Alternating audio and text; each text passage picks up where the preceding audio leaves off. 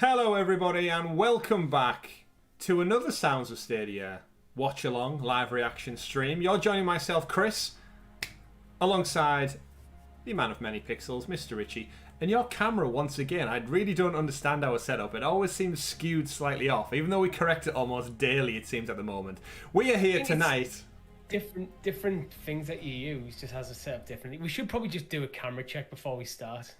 Yeah, that's too complicated. We are here tonight, as the internet freezes here, for the Koch Media live stream, whatever they want to call it. Koch Media, I think it's called. Koch Media, as in Coca-Cola. Coca-Cola Media, bringing you the fizz tonight. We are watching along, live reacting to their primetime gaming event where they've slid into the Summer Game Fest.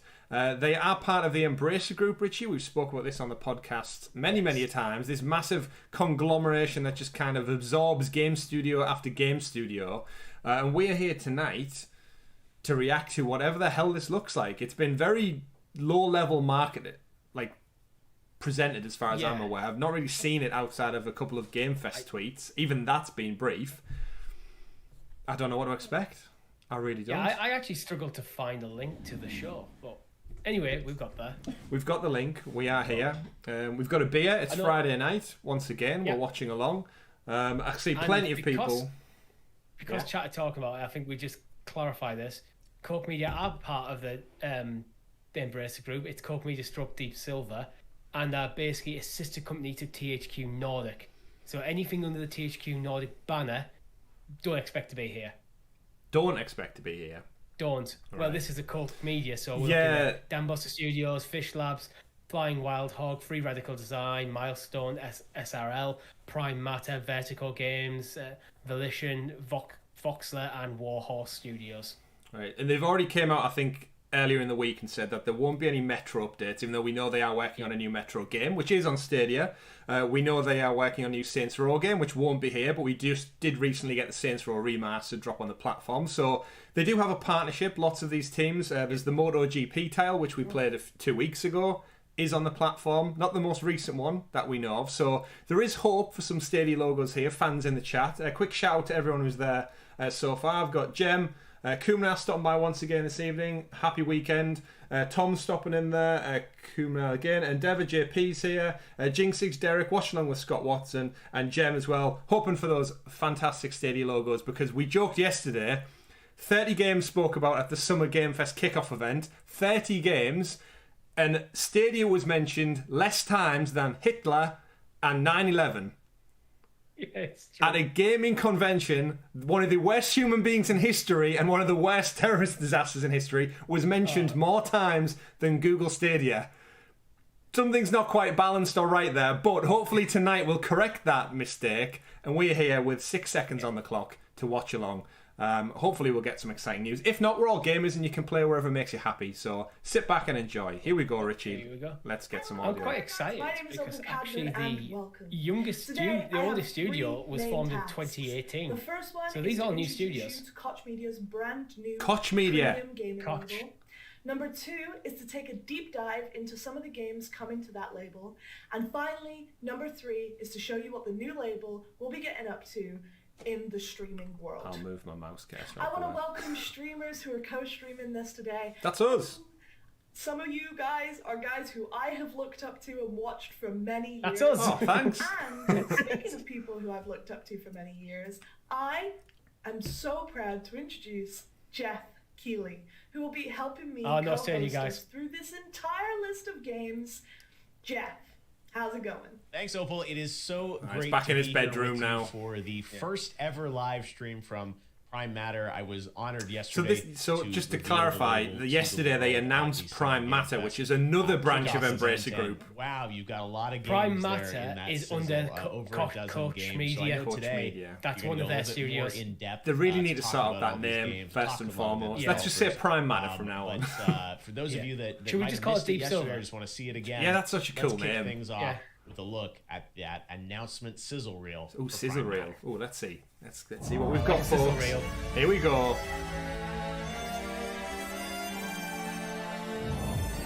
Sometimes I ask myself what it all means. Let's begin.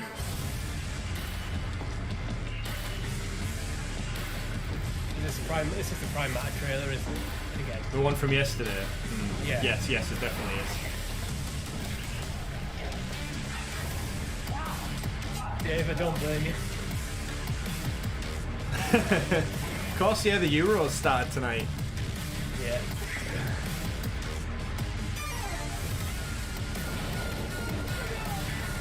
Is that a bit loud, chat? That seems a bit loud to me, but... Yeah, I've turned it down on my end. Apologies for blowing anyone's eardrums. Payday 3. Yeah, of course, we mentioned it briefly yesterday's stream. Payday 3, of course, went through loads of financial bankruptcy issues and were then acquired by these guys, so... Who knows? In lead in the chat, thanks for stopping by again. Dave, I see you too. You've got me. I wasn't expecting April Fools in June. It's an early one. Fool be you. Who else? Dom as well is in there. Yeah, pronunciation's a difficult one to get. I can say these though. Well, maybe it's not that one. Dolmen. Alright, so lots of titles, but we know nothing about them. So hopefully we get a bit more of a deep dive. I've never played a Payday game. That seems like a lot of titles to launch a studio on. Yes, yeah, we're not going to make one. It's publishing arm though, isn't it? Oh yeah, they are publishing. And that's just the start for Prime Matter. But before we get into these incredible games, what I like to call the juicy bits, I want to talk to you about what Prime Matter is and who we are. Prime Matter is the new premium gaming label of Koch Media. That's what she is. It dedicates itself to like you. You're actually corrected now. You might just move. Amazing development talent all around the globe. It highlights the varied influences of global studios and their different approaches to game making. The new label will lead through creativity and expression, with games that enthrall players, with larger-than-life storytelling, creating. I feel like she doesn't have a video prompter sent up. They're fun. The team behind Prime Matter is a melting just by pot the of slight glances off to her right every now and led by again. Seasoned industry veterans and complemented by a young, fresh, dynamic team of multicultural gaming Let's experts. see what they got. The team behind our games. Nice, Dave. What a way to start your Friday. With such a wide range of ordering a passionate curry. Developers producing games together by gamers for gamers. And that being said, for all you she's back. keen You individuals out there, you would have seen that one game was actually missing in our 12-game lineup for Prime Matter during the video. I can turn it back up if she's a bit quiet. That comes from the Embracer family itself. Jeff got to sit down with Todd Hollinshead and talk all about Painkiller.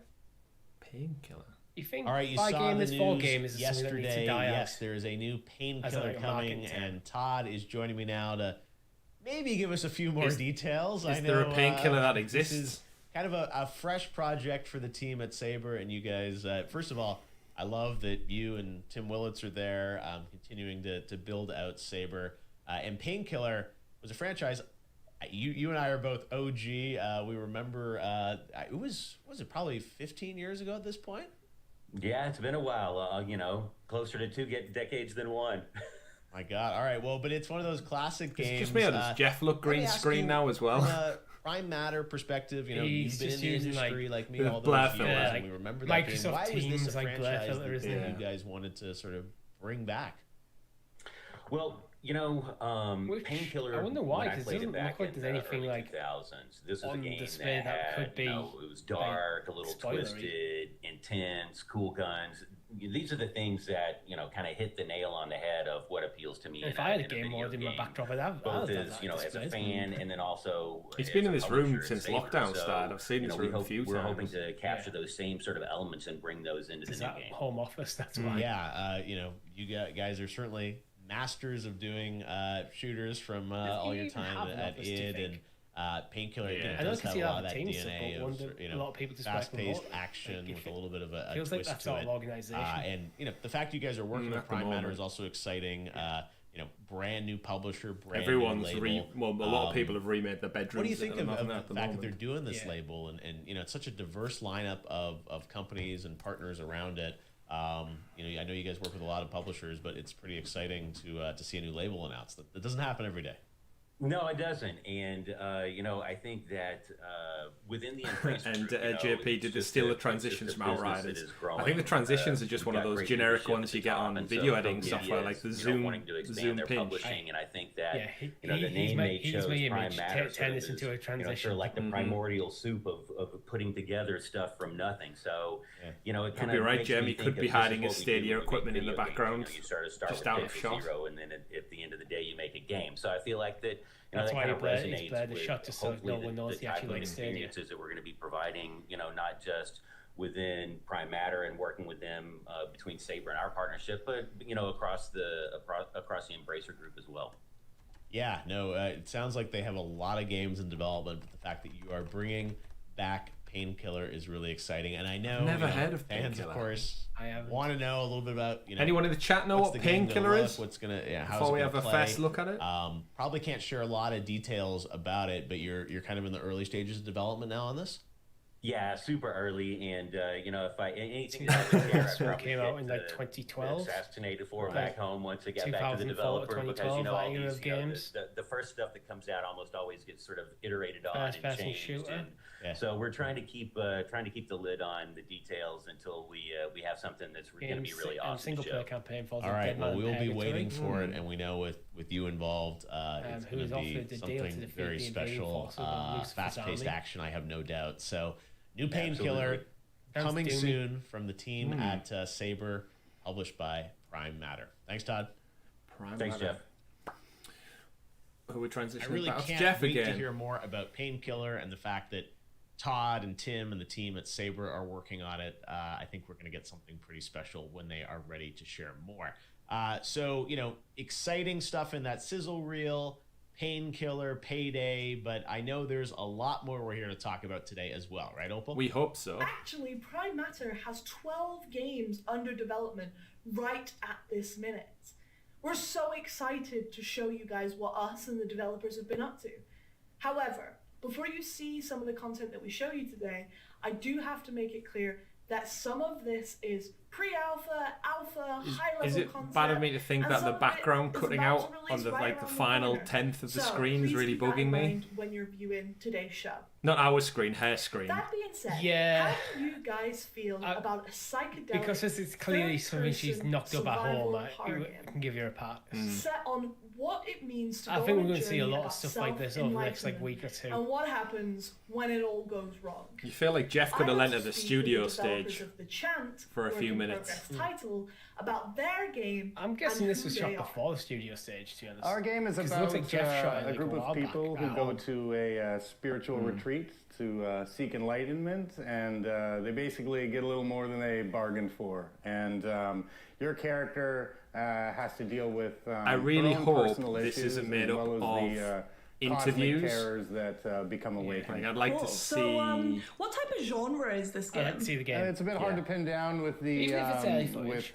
with all the different influences and styles of gameplay, but I'd say we're probably a survival action horror game. Okay. Cool. And what was what was the thinking behind Chat, that if you're genre? watching Is it along now, something that you don't guys forget, I can like? see there's 25 of you out there. Video's only got a couple of likes. If you could do us the honours of hitting that thumbs up, it helps other Stadia fans find Stadia content, and we'd appreciate it as well. Horror game. A big part of our core team have a background in third-person sandbox games.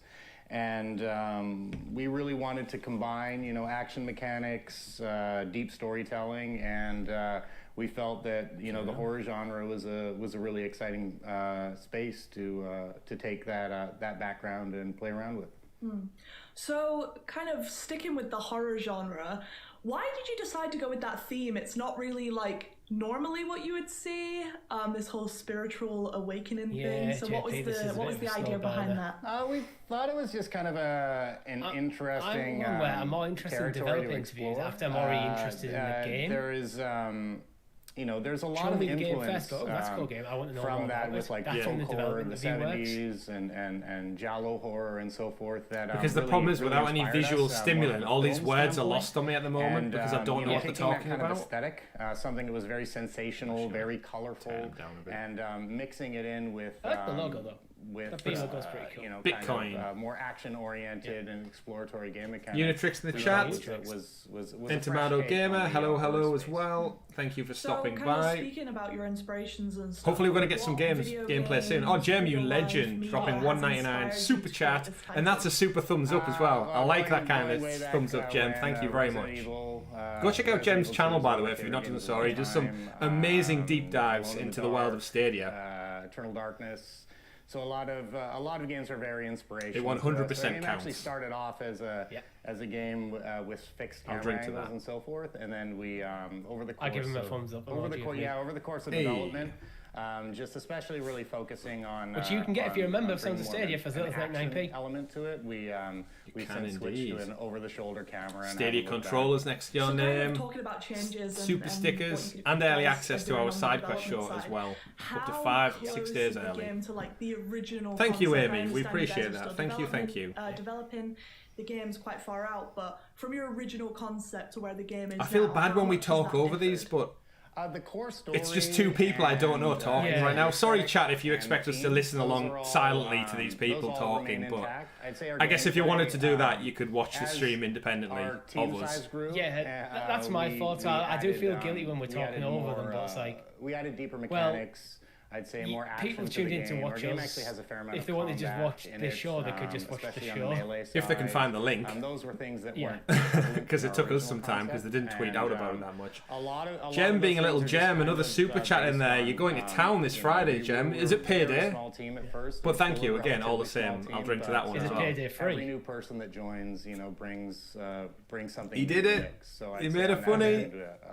The game is well done. That's the only one you get all stream. Jem's got his own sticker. That is true. Sticking on that point of you got a small team. There's a lot of challenges. Cheers, Dave.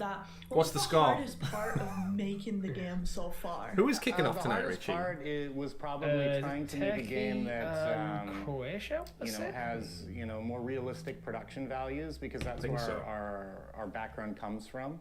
On a smaller scale and budget. So for us, we had to be very strategic. Good luck, utilizing Unreal. We wouldn't be able to build this game without utilizing an engine like Unreal. Previously, we had worked on more proprietary technology. You're right, Ted. You're right. It seems a bit lengthy for your very first blowout showcase at Summer Game Fest. In addition to that, I don't even know what he's talking about. It's a horror-inspired survival game, and I'm. I don't know. All of our characters are also scanned actors. I'm not gonna lie, I haven't been listening. Also tapping into a lot of what's going on in our city. Vancouver has a pretty big film industry, so why is he talking really about tapping into the film industry, and the effects industry, and tapping into that area of expertise. So even subtitle options to just kind of try to do things as efficiently as possible. So you've mentioned experience in the past, and also kind of how rich Vancouver is. How much does that come in handy when you're working on the game? It's been extremely beneficial. Vancouver is home to a lot of AAA studios. A large portion of us work together at Rockstar and United Front Games, and that's awesome. We also have Rockstar's a great studio. Who have worked at the Coalition, but and not EA, what we're here for, as well as some smaller independent studios as well. And in addition to that, having the film industry here, where we can okay, we're talking about movies now. Talent. We're working with union actors. We're scanning actors as well that we're using for our characters. Is that legal? And just going around scanning actors? Currently auditioning. I'm guessing it's for mocap. Remaining characters for the game. And, I'm curious that when we reach that stage in technology where we can just make a movie with someone who's no longer with us. Just by the scanned model. We're really close, actually. If you look at some of the stuff that Disney have done. Oh, yeah. I know sometimes it's a bit of uncanny valley, but awesome. Sounds that great. happens when you get quite close to reality. When it comes to this game, what are you most proud of at the minute where you are? I think the thing I'm the most proud of is just what a small focused team can do when they're all sharing the we don't know Coop now. We don't know. As I said earlier, we come from Stadia Pro tournament of our community tabs going quite well. Come together. And, how do we know who's winning? Nightmares have just won their round. Little Nightmares, 1 or 2. For for the team. How many rounds of the pro game vote have we got? It's really exciting to be working on a smaller round 18 team has started now, and we've got 3 more rounds before we go into the next everyone on the team next day to day. proper block. Yeah, where games will start showing up again to whittle us down to the towards the final. People in the chat who do subscribe to the channel on our community tab right now, we've got a Games Pro Knockout tournament breaking down where you can vote for your favourite pro game. We're going to decide from the community which is the ultimate pro game winner, all out knockout it's style. It's really an exciting place to be. We've been kind of pushing our game. The poll that went live today is going to be a pretty easy win because really the Vichy Vector Pixel Graders, Resident Evil 7 and SpongeBob. Just SpongeBob, out and out SpongeBob. It's just in the order of release. In lead with a great point in the chat. This might quite be the gameplay, Richie. Of the game. It's showcasing the benefit of AI machine learning live right now. We're often in our own little echo chamber. He's actually a scanned actor. Even in that's the big reveal. Now that would be incredibly impressive if that was true. That would make it all worth it if he ended up being CG. That would be an amazing flex. Look how good our technology is. Kingdom Come Deliverance. I feel like that's getting a Switch release. Gamers finally get their hands on the content. I don't know if that's what they're going to showcase today, though. For your time. Thank you. From psychedelic horrors to internet rumors, our next developer created the huge open world of Bohemia and took us on an adventure through the Holy Roman Empire. However, there have been some leaks that this action RPG may have a home on the Switch. Opal sat down with Warhorse Studios to try and get to the bottom of this.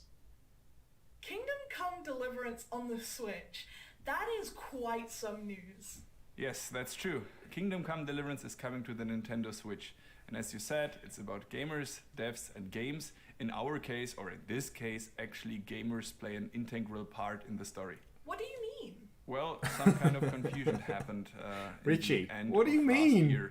We Warhorse Studios were preparing. Hey Brendan in the chat, thanks for stopping by. Hopefully you've brought some game footage with you for us to enjoy. Most likely ticked the wrong box in Japan, and it looked like it's going to be released on Switch as well. That looks like a nice little kitchen by area. that time there was nothing existing like that. It does, yeah, a nice little communal zone. Possibility that Kingdom Come Deliverance could go on the Switch. That's a cool logo. I'll give them that one as well. Japan. Took this information, some Japanese media, and then the snowball started rolling. All of a sudden, it was the talk of the day. Kingdom Come Deliverance is releasing on the Switch. The games have just come out after that. It's fine. Nothing like that. Get the logo right, and the rest of it's easy peasy. About that. Yeah. Now, a few months back, you create some good branding, and then the Embracer Group will buy you. Somehow cursing around in the Nintendo database. Nintendo of Spain posted a picture. I did see quite a few people on the internet today saying that this game is going to run on the Switch at 10 frames per second. Existing open world games. I don't know what Kingdom Come is, but I'm guessing it's a large game. If you clicked on the picture, actually you couldn't. Yeah. There was nothing like Kingdom Come Deliverance. If it's coming, the thing is, Switch has been experimenting with cloud stuff. However, again, it created. There's a couple of cloud games that run through the cloud on the Switch now. Like, okay, so this is full release. Yeah. But for us, actually, obviously 10 frames per second is a joke. I wouldn't be saying to release. But it's just kind of that interest. It'd be like some sort of resolution, probably between 480 and 720. They seem to want Kingdom Come Deliverance on the Nintendo Switch. So we started to think, and since we are already on the screen in the small, Koch Media family or the Embracer family, and there's a lot of talented studios, so is Saber Interactive. And who but them would be actually capable of bringing the Kingdom Come Deliverance version on the Switch? So we sat together, and now we are here talking about the Nintendo Switch version on Kingdom Come. So what you're saying is that a community of gamers made this happen? More or less, yes. The community feedback. Stadia community have done that, right, Richie? For this entire project, Mm-hmm. but this comes from our general background. So think of the Kickstarter project we had in the day. So without the community, for today's stream so far, Richie, Kingdom Come Deliverance. Did we even get a name for that horror game? Very close to them and working together with them, and even coming up with crazy ideas together with them. So, for instance, we got a B logo from the B company. Our own liquor we created later was actually a community idea. We have our own beer brand. We recently released. I just got a letter B wrote it down. Like a building set for Kingdom Come Deliverance buildings. And now one of the latest projects is the Kingdom Come Deliverance soap bar, which should give you the real medieval smell. I don't want that. In that case, I must say medieval smells actually pretty well. And we are coming up with crazy stuff like that. You know what, guys? I don't want the Stadia logo on this. The merchandise product is take it away if you've got it planned. Is a Farkle. I want something to put a logo on. Game kind of. So Farkle, for those who don't know, that's like people get paid way more money to decide things like this. But from an outside observer looking in, this could have been 2 minutes condensed down to trailer, give us the Switch logo, give us some gameplay, even if it's an alpha footage. That's pretty cool if you ask me. But generally, if you're interested in these kind of stuff, just this is the sort of thing I'd expect after they've done he's a massive reveal, then they come out on stage and talk about it. Soapy hot news.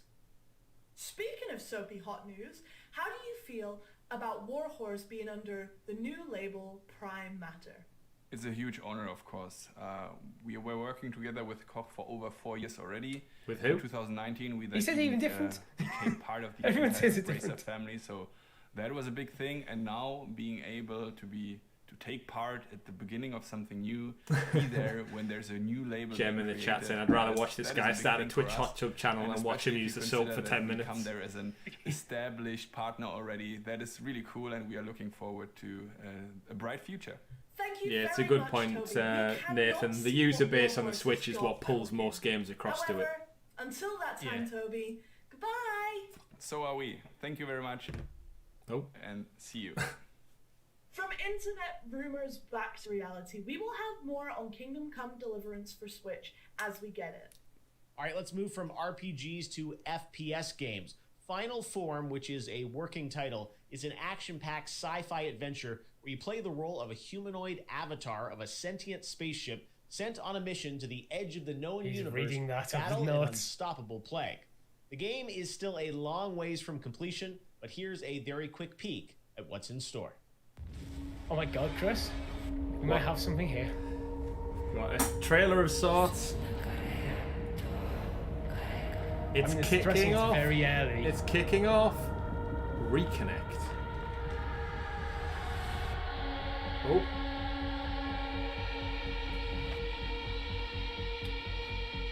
Recall.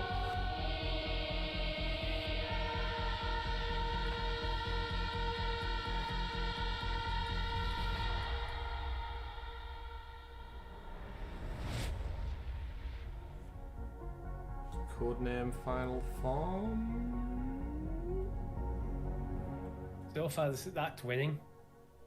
Was it called because Final I held Form? my attention. Hi, we are Raycon Games, and what you have just seen is the first glimpse of our upcoming game called the Final Form. Final Form is an action-packed, epic sci-fi FPS in which you are a female form. This is more I was expecting. He's on a space mission teaser with of no thing, return. and now we're going to talk about it. Gameplay. At the heart of the game is a mystery and alien worlds to explore, but also an adrenaline-fueled combat. In Final Form, it's all about the freedom and power of movement. So what's this one called? Machine, unrestrained this by is Final Form weaknesses. by, was it Reconnect or something? There are numerous abilities and gadgets that come with your robotic body, so you can give yourself away to the fantasy of becoming an unstoppable cybernetic goddess, blazing away in a spectacular ballet of destruction. Yeah, I thought it was going to be some kind of Rocket League at first with the giant ball moving around. With additional team members located It reminded me a bit of all like over the world. Metroid, like The Metroid studio Prime. was founded and is managed entirely by game developers. Since the success of Ruiner, we've grown quite substantially. Currently, Raycon is over 50 brilliant game creators, and counting. We are not a huge team, but what we love to do is to evolve together with our You got projects, 50 people, that's quite constantly big. finding smarter Smaller than and us. better ways to achieve something truly unique. We build our work environment just like we make games. aiming for the Hardcore best Metroid, results says Nathan in the and chat. Personal fulfillment. Yeah, that's kind of what We I thought. strongly believe So that it the looks almost like well-being a of cross team between members Metroid needs and to be Doom. taken care of first. Brendan asking, is the Before we first can pour all gameplay of clip? that love We did into get our kind of a games. sizzle reel to open the show.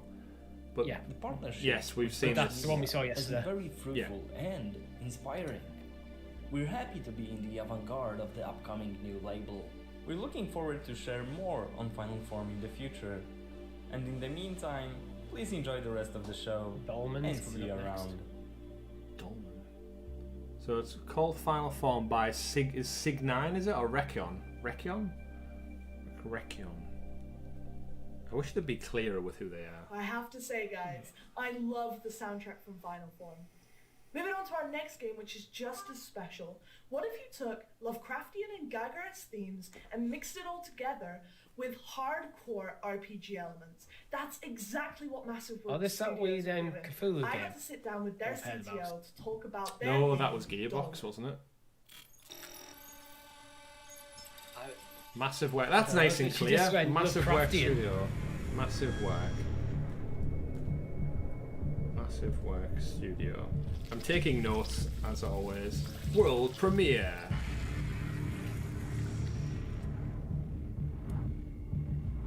Right, let's see what you've got.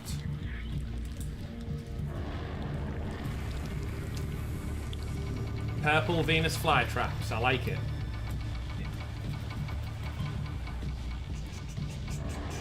Oh. I find it hard to look at anything so like sci-fi horror and not immediately think of Doom. Scanning. Yes. Even the soundtrack seems sounds like quite doomy. Like that's kind of like heavy synth metal. Very industrial. I mean, unless he's a god, there's only one winner in that fight. Yeah. Dolmen. The Dolmen? The Dolmen. Let's speak now to Gabriel Ferreira, CTO of Massive Works Studios, who joins us now from Campinas near São Paulo in the southeast of Brazil. Sir, Gabriel, what is Dolmen about? First of all, it's a pleasure to be here and to participate. I thought you were the correct on the pronunciation then. First of all, it's Dolmen. That kind of a game where the hero needs to save everyone from an alien trap.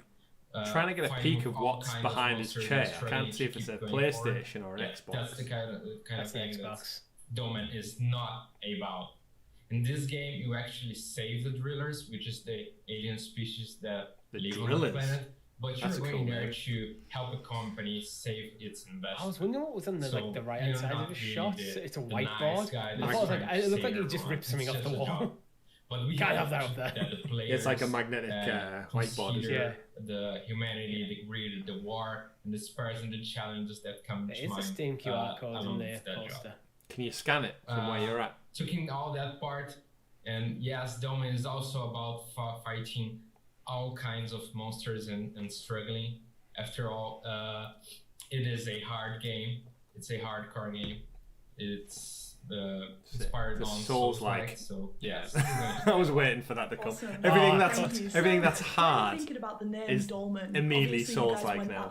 Went for that for like a very specific reason. Yeah, Amy, the accent's very hard to pin on. I believe it's Opal, who's the girl who's talking, the lady who's talking. Describing the name of the there is. game. I was getting Scottish and then tinges of English, but yeah, there is a combination of a few things. A megalithic tomb. We thought it would be a good word to describe this stone, this crystal that we have that is related to that. In many ways, I'm trying to scan the QR code. Deals with this crystal in the game. I mean, it's quite blurry. I'd be very surprised if you picked it up. Yeah. You could always just go to Steam and type in Dolmen. Cool. Awesome. I just want to see if we I can know do that it. people may or may not have heard of Dolmen before. Great point, Nathan. He's also got an iPad and a laptop on his desk, which can play Stadia. How long has it taken to get to this point? Oh, it's been a long screen journey since the whiteboard and that can play the Stadia. project. We started. You could draw the Stadia logo on the whiteboard. Late 2016, so it's been almost 5 years now, and probably. I'm loving the conspiracy theories chat. Keep them coming. We'll entertain ourselves any way we can. If it wasn't the support that the biggest thing is since the beginning, what is the Xbox connected to? The Kickstarters and you guys, I believe we would not be here. Otherwise, it's just a random Xbox on a desk. How have you been inspired by other games? Maybe he's playing on like xCloud. The Souls-like obviously inspires it. Need a screen are there other games that inspire you? No, And not with the also, new Server what games Blades. do You don't. teams like? First of all, regarding inspiration, straight to your brain. A lot of games came to us when we were producing. Kumna says the QR code takes you to the Stadia website. Thinking of it, obviously we are really passionate. It's testing you out, Richie. Souls-like games, so Bloodborne. I mean, it has a big Steam logo next to it, so I highly doubt those games. It's just a red herring. Main inspirations, but we drew inspirations from all different kind of sources.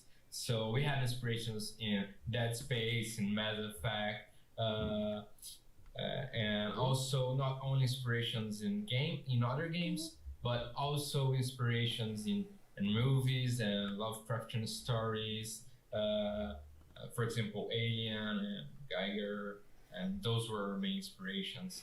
About games that we most like and games that our team needs to be. It's really hard to say because we have a team that game looked great from liking Dota to CS. For me, a press conference, you need to keep that momentum up. 100%. Like yesterday, 90 minutes ticked along at a really good pace for an hour and a half. Because they love doing what they do, which is a hardcore game.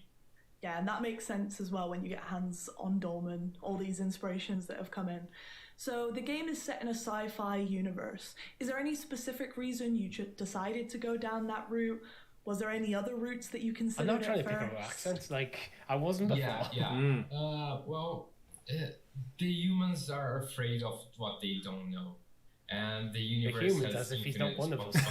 The humans. The humans. Maybe he's AI. So that sci-fi setting really bring back the plumbers from was something that we could use to. They're in the pub now. It's weekend. They've clocked off early on a Friday. Come with.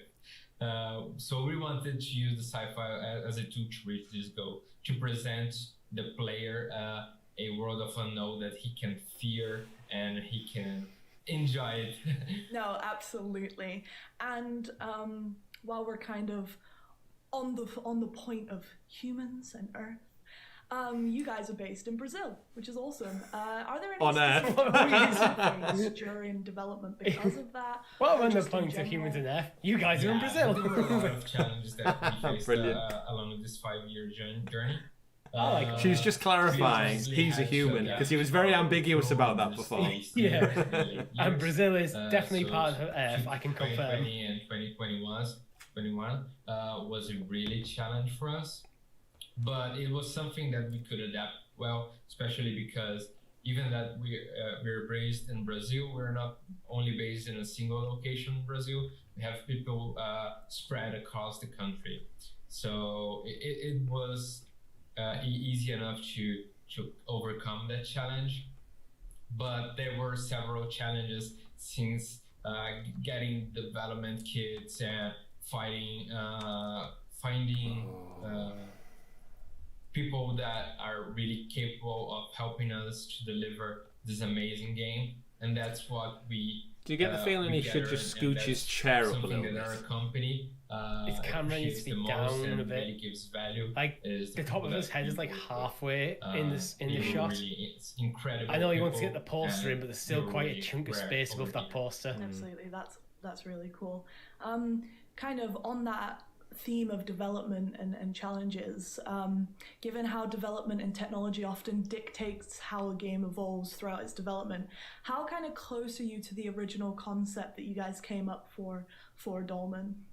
Well, there are different point of views on that's an odd question. Answer, especially because we started considering the original concept. How close are you to that to where you are now? It started as a concept from. It's like basically tell us about what you had originally and how have you ripped all that up and moved on to something different. That feels like a question for just before release, to be honest. Not when the game's still like out in early alpha. And one of them, you kind of think like give a chance to. The game is huge. Yeah, give it a chance for like the game to like be developed before you start going, how different is this? all this universe around it. Gem in the chat saying, I think this publishing company is going to go bankrupt in 2 to 3 years. Nobody knows with the massive void of cash that the Embracer Group has. These could be around for decades. It's the black hole of money that just pulls every developer towards purchase. Its original concept evolved a lot. I've got a feeling that they had a bunch of developers that they owned working on a lot of stuff and didn't have a publisher for them, so they just created one. Than we imagined. Back 2016, we didn't have all the resources that we have now. We could. So, of course, we made some sacrifices to the Teesside University. In order to, that is our neck of the woods. But good university. Happy, won University of the Year when we were there, Richie, or in and around that time. Not at that university. Teesside University. Yeah, we didn't go there, but I've done some work with some of the students there, quite a few times. Yeah, it's got a really good campus program. It's really good for medical as well, right? NHS support Absolutely. And such. And speaking about like I've making done some the work game, with the the development of the biomed game, scientists. seeing as you are lead programmer as well, what was the hardest part of making the actual game? I believe that porting it to Stadia. We could have that was the hardest part. Different options. I think it's from Stadia. For example, we could have wanted to make it a game that was simpler or smaller or not have that many hours of gameplay.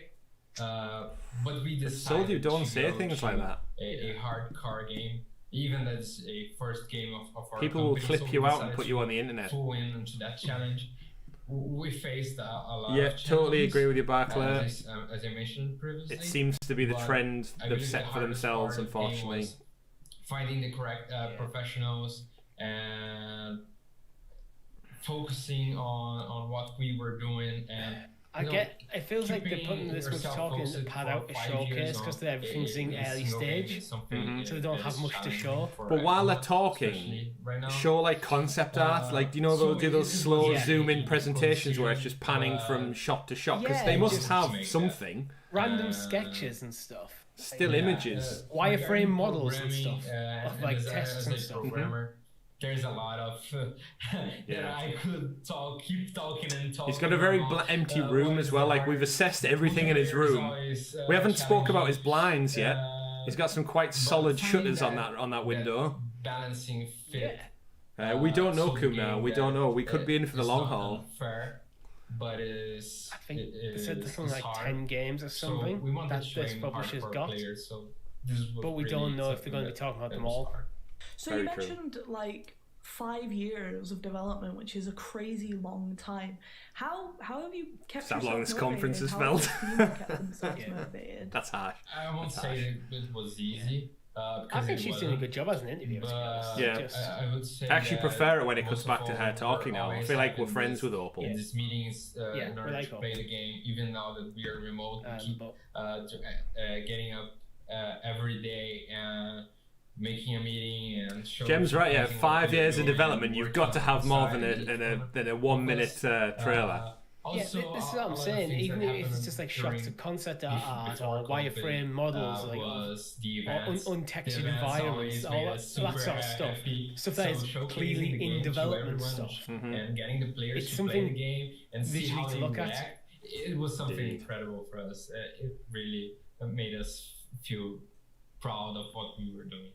Yeah, absolutely. I feel like everyone's missing like Jem that when he gets event angry. feeling, right? When you actually get to see people on the games and you're like, oh wow, everyone's loving our games. I think it's something that everyone is missing. You want to see your games. Speaking of kind of motivation and happy times, what are you most proud of this game? What have you guys worked on that you're like, yeah, we did that? Every time she asks new questions like this interview's still going. Yeah, I keep thinking she's gonna wrap up and it's like, no, don't ask him. You know when you're in school or you're in a job thing and they wrap things up by saying, and does anybody else have any more questions? And there's always that one person who goes, oh, actually, what? And you can feel everybody in the room who wants to go on their lunch or get home go, yeah.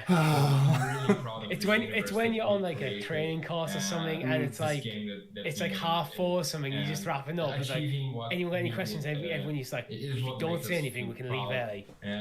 I've got a question. It's like, oh, no. Keep it to yourself. Wait back and ask afterwards. Email her. Email the tutor about it. get closer to our original concept. And it wouldn't. Yeah, I don't feel like we'd be to this point if they were just showing us stuff along the way. Yeah, like we don't mean to be making fun of them as much, but you're with us, chat. You're in this with us together. Koch on their brand new label. Koch. That's really that's really. I do like listening to developer interviews, but really I've come here to see what you're working on, not just to hear you talk about it in a very white room. We couldn't make it. It's very clinical, isn't it? If he was wearing a lab coat right now, I'd believe it. Team of QA localization, so we can reach different countries and players everywhere. We have a great producer that worked with us, helping us reach our goals and. I might need to get a stronger drink at this point, Richie. This one's gone quite quick. Without Koch, I think they need to rework that poster as well. The more I look at it. It just seems very generic. You could swap it out for Mass Effect almost, judged by like the armor and that's my point. You could switch it out for any sort of like sci-fi thing, and it doesn't tell what's unique about this game. As well.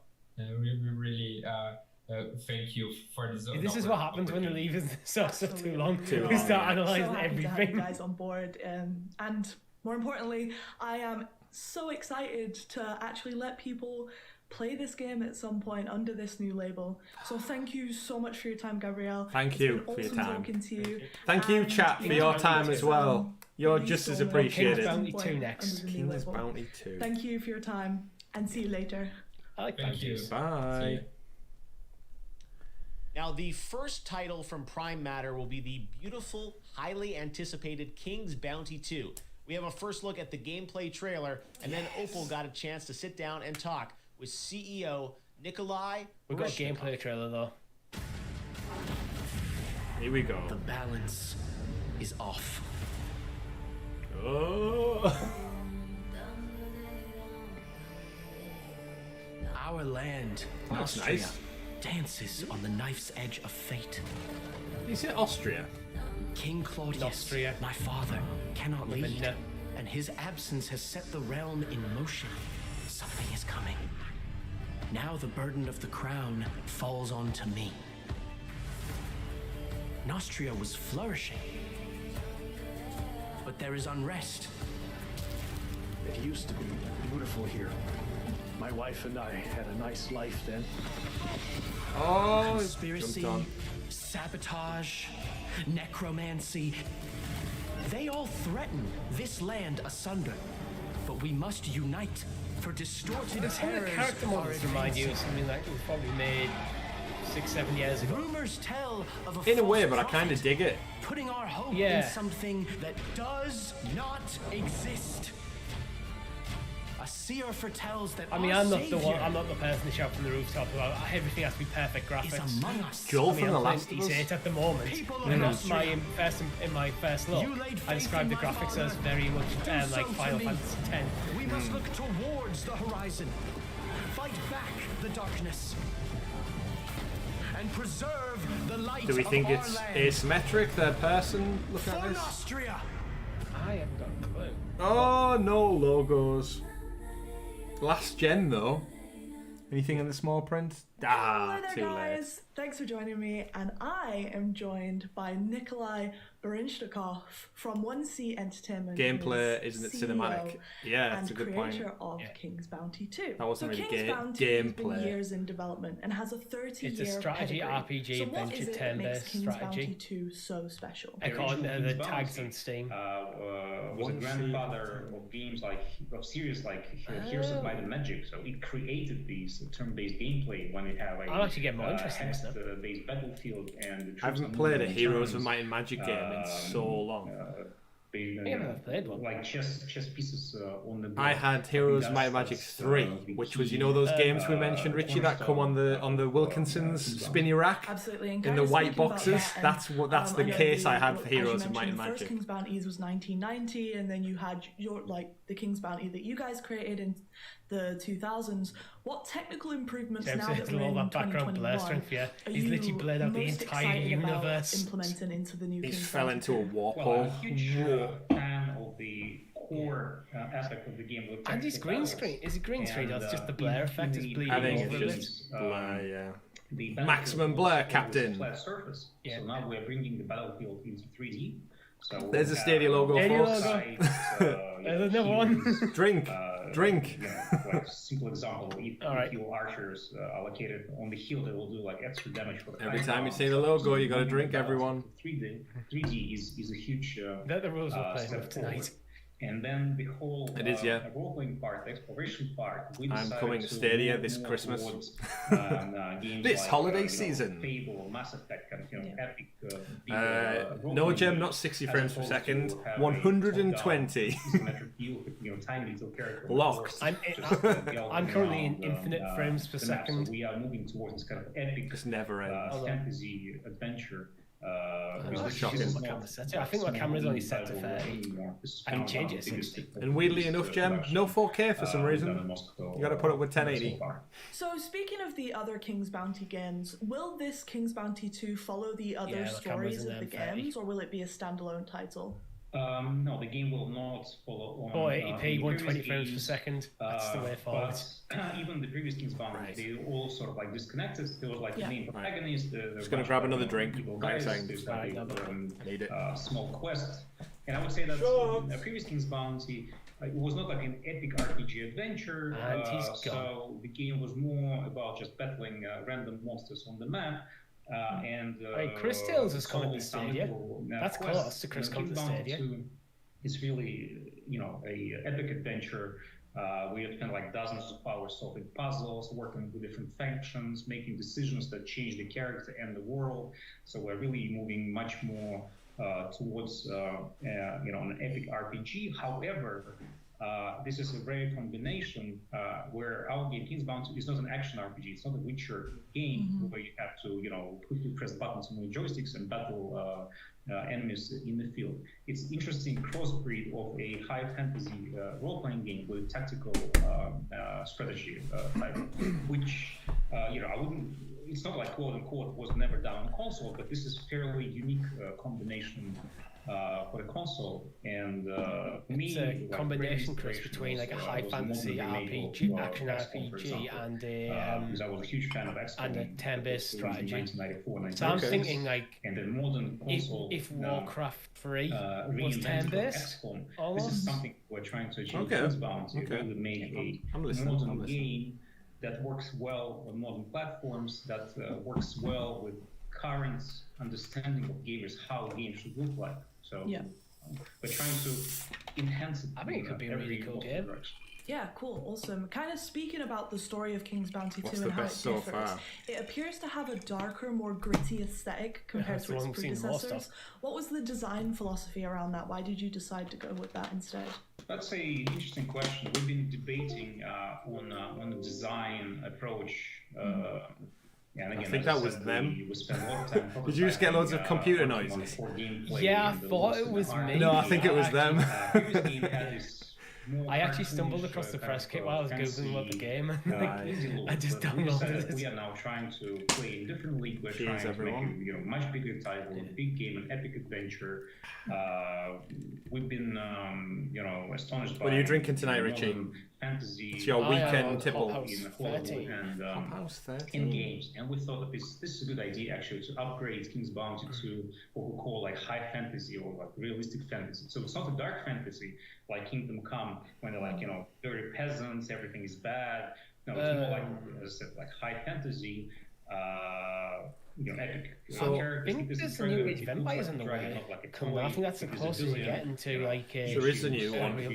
Bad person. So that was the Age of Empires 4. Although it's getting some criticism for the character models look quite low res considering it's like a modern game. They've said it's, I think Microsoft, they've said it's the art style.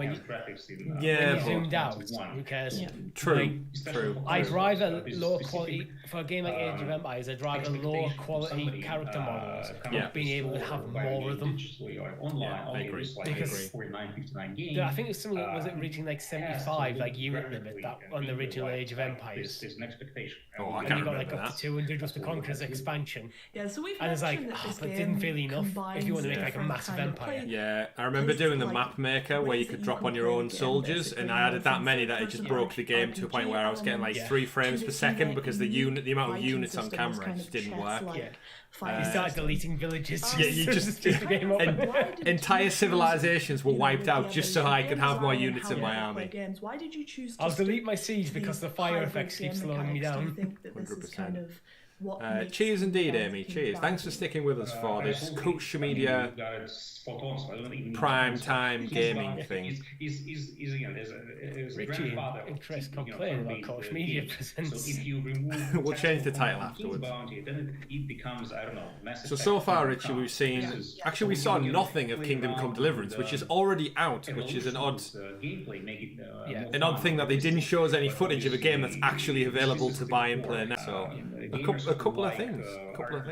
With shooting elements, games like Cyberpunk. They're just taking their time. Probably not for them. I'm sorry. It's a different game. Yeah, and in terms of we've mentioned kind of this new 3D world that you're creating when it comes to the fighting style. Has Opal always had a piercing on her and making chin this there? world feel more alive? No, and more the development interview was taking so long she wouldn't go return. Making the game, what took the longest time? I didn't notice that before. Caused you the most headaches? Hard to say. First of all, this is multiple platform game, so there are specific. I do like when company logos put like the symmetry of like the 2 in the background. Let's say PC title, quite a smart idea. Nice, and I enjoy symmetry as much as the next person. Porting to different platforms, getting different. I think Age of Empires 2 might be one of the first to do it, actually. I think, now I'm thinking, trying to their visualize. Their logo is very much like the Age of Empires 2 logo, to be honest. They know what they're doing. This kind of cartoonish. Chat, while we listen to King's Bounty talk about King's Bounty, let us know what you're playing this weekend. You've hopefully got a weekend away from work. You've got all the platforms at your disposal. What are you playing this weekend? Do let us know. Anyone jumping into Stadia games? The new Ratchet and Clank game just came out. Mass Effect still playing, chipping away. Richie, you still playing your... Is it East you've gone back to, did you say? Yes, I hope. Yes or yes? East. Yes? I do hope to play some, but I'm not sure. I've got quite a busy weekend in front of me. I genuinely don't know when I'll have time to play. Are you spending all day tomorrow afternoon going out drinking with your friends again? Yeah, my friend's Chris. Yeah, you are. Among others. It's a Saturday. What are you going to do? Yeah, I've got some stuff to do in the morning, and then we're back streaming. Actually, yeah, we should. Yeah, we hopefully won't be too drunk tomorrow for the. Is it tomorrow Ubisoft? The final question: what are the benefits of signing up with a global publisher? Yes, Ubisoft. Let's just be tomorrow. smashed. That would be great. Just get drunk. If you come back tomorrow, we should check that out. Yeah, tomorrow 8 o'clock we are back for Ubisoft Forward, which is 100% going to have some Stadia. 100%, and we may be very intoxicated depending on how good tomorrow afternoon goes as me and Richie catch up with some other friends. Let's see what's going on. We should actually point out in the chat, Jem mentions as well, Crash Team Racing is greater than Mario Kart, and if you've not checked it out, Gaming Source Network are posting. That's out not tomorrow. Tomorrow, Saturday. It's out tomorrow. The next episode in Avery's amazing series of pitting one thing against the other. The best episode, some would say. I feel like I'm talking over this guy too much. Sorry, and I'll just turn him down while we get this bit in. Yes. Sorry. Yeah, we'll turn it back when Opal's talking. Tomorrow, over on the Gaming Source Network channels, formerly Stadia Source, the next episode goes up where myself and Richie enter the gaming courtroom to argue whether Crash Team Racing or Mario Kart wins the title for best kart racer ever. It's a heated debate. It was super fun to record. We recorded it over 1 month ago now, it feels like. Yeah, it's like almost 2 months ago. It may be, but it's a great laugh. Whether you're a fan of Crash Bandicoot or Mario Kart, check it out tomorrow. We'll be watching along, and it was super fun. And you'll have to wait to find out who wins, what the verdict of the court decided. So we'll see you over there in the chat. 2021. We have. Let's see. It was so fun though, that episode. It was great fun. Did we dress up for it? Maybe you'll have to check it out to see if we got suited and booted. Let's check in on the chat. Jem's probably playing some kind of Crash Bandicoot game. Kumna just says no. Dave is playing completed Trials of Cold Steel 3 today. Gone straight into 4. Good stuff. Sounds like a cracking weekend. Kumna is finishing Far Cry 5. Great game. Just gets you in time for 6. Hope you're doing the DLC. The DLC is really fun. And Dave's blocked Gem. Sit back, relax, grab a pillow. First card game to Stadia wins. That's not fair because there's no way Mario Kart will ever come to Stadia. World exclusive. Has a chance. World exclusive, Richie. Dr. Shuhei Yoshida on the bridge. Yeah. But I need to get a pillow. She was gonna fall down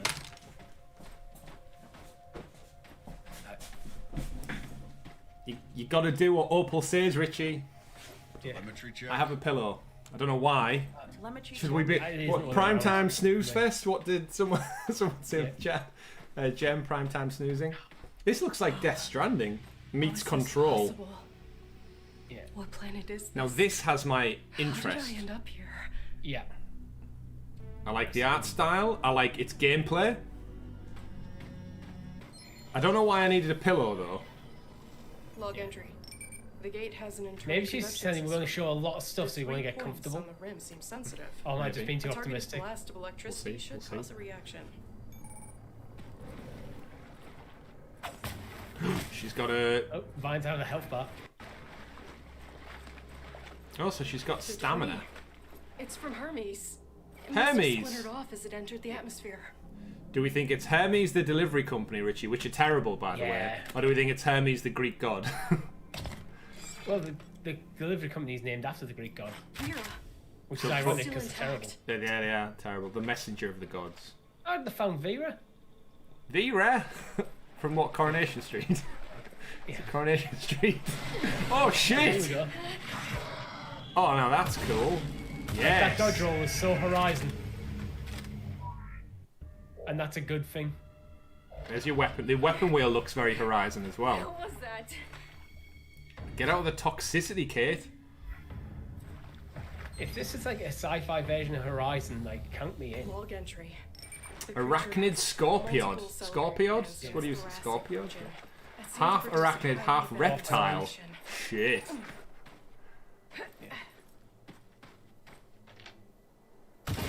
Okay, we got some little puzzle doors. Oh, nice. I like it. Wish Namo though. Do not have a pistol for limit ammo. Throw rocks at it instead. That's cool. Yeah. I like that. The door fizzles away. The whole place is covered with some kind of organic residue. Looks like Robinson managed to connect the MPU to the pillar. Oh, we're going to do upgrades, crafting. Thermite charger. The last time we saw a thermite weapon was in the Order 1886, the PlayStation 4, which is a thermite launcher. Yeah. That was a good game. It was this just will help me get through that tissue very short. That workbench immediately reminded me of Fallen Order. Oh yeah. Oh, we've got little alien pods. Little sacks.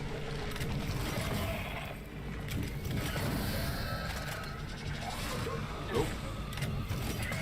Headshot. You know what?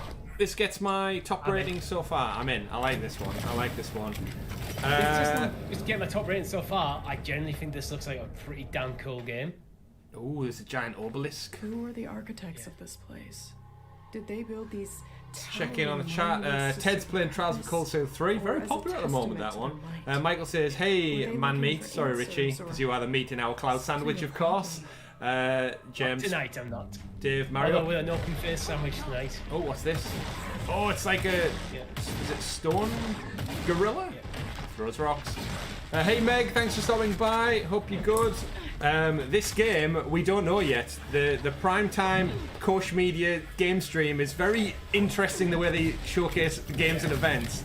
They either talk about it for 30 minutes and don't tell us the game title, or they show us game. This is the best proper gameplay we've seen.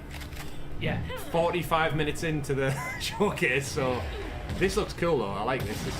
Oh, poor thing. He just wanted a cuddle. And now he's dead. This thing was huge. It's not that big. I won't say what I could easily say there, Richie. GRS in the chat as well, and Dave, you're right. It is a golem, a stone golem. I would wager.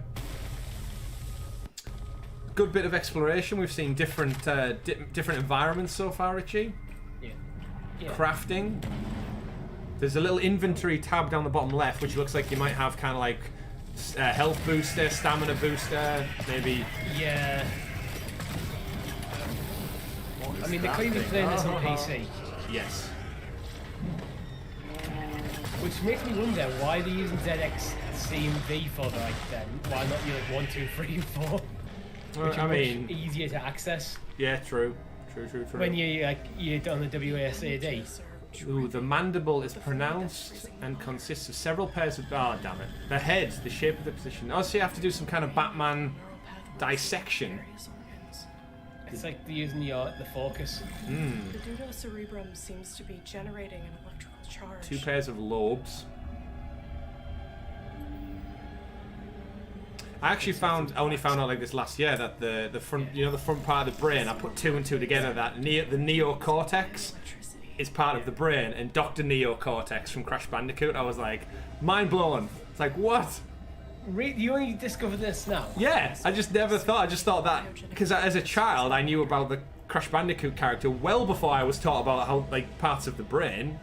So I knew them independently, but no, I didn't. And he's meant to be like really intelligent. Yeah, like it makes sense now, but knowing the character before the actual biological information just clearly penny didn't drop until this year.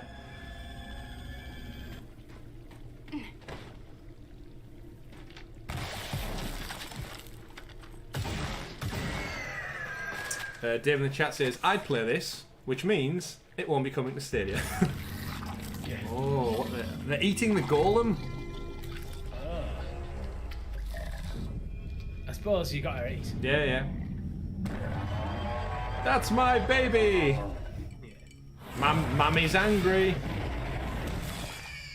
Good evening, Clive. Thanks for stopping by. Hey, Clive. Hope you're good. Hope you're looking forward to the weekend. E3 Game Fest action. Hopefully some Stadia. That really was something. And last week, Opal had a chance to talk to the developers, Mad Head Games, and ask them what their game was all about. Mad Head Games. Hello there, guys. Joining me now from Novi Sad in Serbia is Ivan Zorkic, game director at Mad Head Games, who's going to tell us all about his new project. So, Ivan, what's Scars Above all about? Scars Above. Hey there. So, Scars Above, an alien object appears near Earth, and a team of astronauts is, sent to explore it to do a what the hell is on his windowsill scan. However, for some reason that I don't want to go into now, this results in them like in an event which causes them to be transported to an unknown alien He's got my planet. chair. So our protagonist, Kate Ward, who is a mission specialist, she's an astrobiologist with a background in engineering. She's one of the members of the team of astronauts, of the team called SCAR team, which is Sentient Contact Assessment and Response. So she is on the ship doing the scan, and she ends up on this stranded on this. She does your job in planet. space, Richie. So one moment she's with her team in the ship, and the other moment she's on this strange planet alone. So she explores. She finds out that her team is also stranded on the planet. She has to find them first. And it seems that some time has passed. She doesn't understand why. And also the planet is very hostile. So there's a bunch of dangerous creatures. Aren't they always? Monsters, and everything seems to want to kill her and the rest of her crew. So she needs to find out what's going on, solve this mystery. How did they end up here? What does this planet want from them? Sounds very similar to Returnal. The story unravels, and she actually learns about the place and learns about. But hopefully not without the crushingly harsh biome. But it's all about difficulty runs. Being stranded on this. And it being Returnal's a kind of roguelike as well. This scary, but guessing also, in a way, strange. Horizon is the biggest comparison I came to. Facing a lot of nasty creatures and monsters. Yeah, so it's like kind of keeping on that theme of the realm of possibility and whatnot. How much in the game has its roots in the real world, and how much is just plain crazy sci-fi? Well, it's mostly sci-fi, but the themes come from the real world, so they're inspired by the real world. Inlead says that's the I think dig. The best stories come Is that the from name the of real the world, bird? even if they're dig? About, as I said, dragons or fairy tales, and of course spaceships and space exploration. Like, there's always this component. Yeah, I'm clocking the 3D, the Pulse headphones. Is about reason versus terror. And this is a very important topic to me, and that's a very real world topic. Stadia for me. one, maybe? Like, in our world, a lot of bad things come out of fear. Could and, we dare? This fear gives birth to some unreasonably dark actions, which lead to more bad things and more fear and more bad things. And in a way, Scars Above is like, for me, a metaphor for reason standing up against terror, science against darkness, knowledge against ignorance. So apart from kind of staying within sci-fi and obviously that kind of opening up the possibility that this can actually happen makes sci-fi what it is there any other important reason to you to keep that sense of realism still there in the game? So there is there is a reason to keep realism, but I think the better word is to make it believable.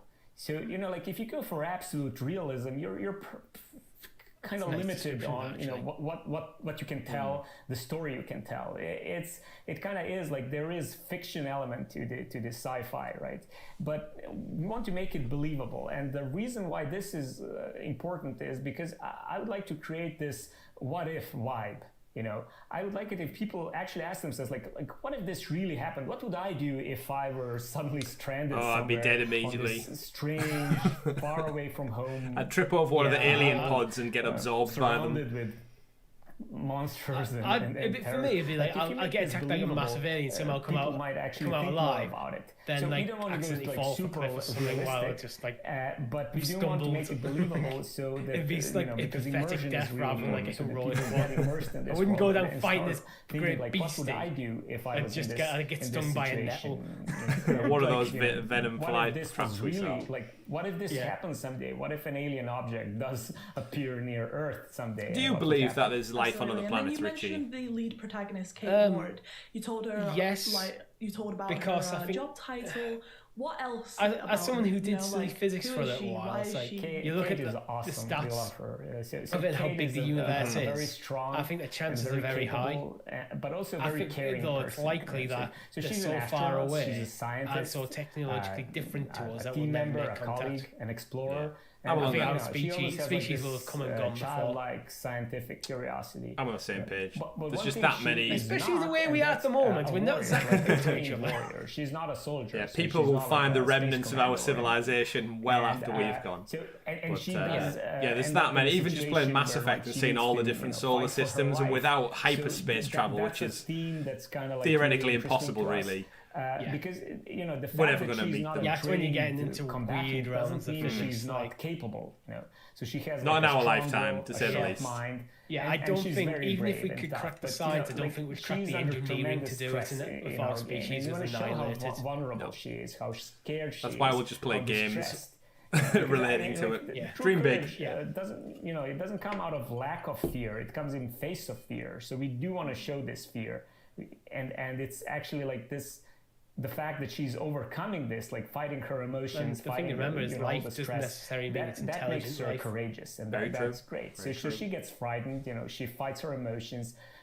She's susceptible to panic, which I think kind of makes her relatable. Like she's not like I'm all out of gum. I'm kicking ass and chewing bubble gum, and I'm all out of gum. Like that's not her. She is like her heart pounds, her voice breaks, she trembles. But then that's what she's I really human. like when her voice breaks, when she's like really scared, but she like clenches her fist, and I think all of that emotion that he's talking about the whole time, I would just be like shit.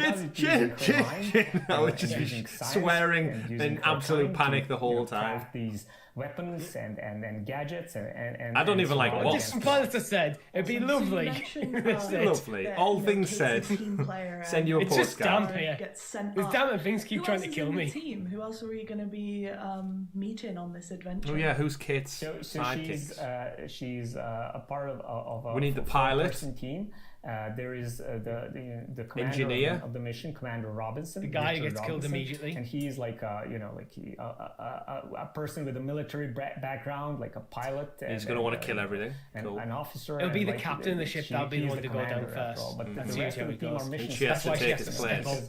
This is also kind of like the idea that it's this alien object appears. We send scientists and explorers trying to figure what's going on. So Kate is joined by her close friend Tamara. Have you not been on this planet? Alien spaceship object turns up. We don't send scientists and explorers. We send the military. And by Mike, this nuke it. A little bit younger member of the team, but who is also like a communications expert. And like so you've got Commander Robbins, Kate, and they're all Mike. Scientists working together to solve Mike this mystery. communications. But Kate does get separated from them, and part of the game is actually uncovering the fate of her Makes sense. other team members. Mike to work with comms. I don't want to spoil anything, but Kate obviously cares a lot about her teammates and her friends. I'd hope so. She's gone to space with them. Best feelings that you can have. What are you most proud of up to Hey date? Chris, working and lurking. Nice to see you there. Hope your shift's going well. Very true answer. Of course, Chris, one of our newest members to the channel, just like you can be. If you'd like a little Stadia controller next to your name, or access to super chats, or early access to our side quest episodes, click that join button below. Support the channel a little bit more. That's a new word I just made. Support. It's subscribe and support. Support us a little bit more. We really appreciate it. And we'll bring you better content off the back of it. And I keep thinking like one day in the far future, I may actually forget some of the details during the development, but I will always remember the people he means this is exactly the story of the LucasArts adventure game, The Dig. What are the benefits of signing up with a global publisher like Koch and being on their brand new publishing label? In what world do we think all of these game developers that have been brought under this Koch Media primetime gaming group could have just been a Stadia deal? With many firsts for us. So I can't imagine Stadia couldn't just give these money and said, look, we'll publish and get these things out there. But on a personal level, I have if you just look at what things like Embracer Group are doing and like Tencent, Google could have been doing the exact same thing. Just buying stakes and kind of like every little. It's a continuing pleasure to work with you. That's almost how I would have been leading up to like the launch of Stadia. How we can make it better. A couple of years in advance, start buying these studios. Set yourself up as a publisher while you're secretly working on Stadia in the background. It's a tremendous boost. Even if they're on other platforms, it would just be like, get your name out there, buy the studios, let them do their own thing, don't impact their workload, just help fund them a bit more. And then when it came to launching, you could have pulled on a library of existing games to say, right, here we are. That seems to be the approach that Amazon are doing, where they're like you got Amazon Prime Gaming at the moment. They're starting to publish, buy things. Thank you so much for your time. I cannot wait in the wake of Luna being launched. Stars Above, because I know that we have so much fun with it. Time will tell. So thank you very much, and we can't wait to see more. Thank you. Yeah, I'm looking forward to people playing the game. We're really excited about it, and thank you for this talk. Yeah. And now for something completely different. Back to Jeff. Brian Fargo himself, the granddaddy of top-down isometric RPGs, says he is excited about a game that's got to mean Prime Matter is getting something right. Encased is an isometric dystopian sci-fi RPG scheduled for release this autumn. And this new trailer, which we're unveiling today, should give you a pretty good flavor of what the game is all about. Space game was called Skies Above Gem. And the future has arrived. But here's the skinny. We at Cronus need you. Cronus was formed after a dome-like structure was discovered 5 years ago. Was it from our ancient past? Was it made by aliens? Does it run on perfectly harmless nuclear power? We need to know.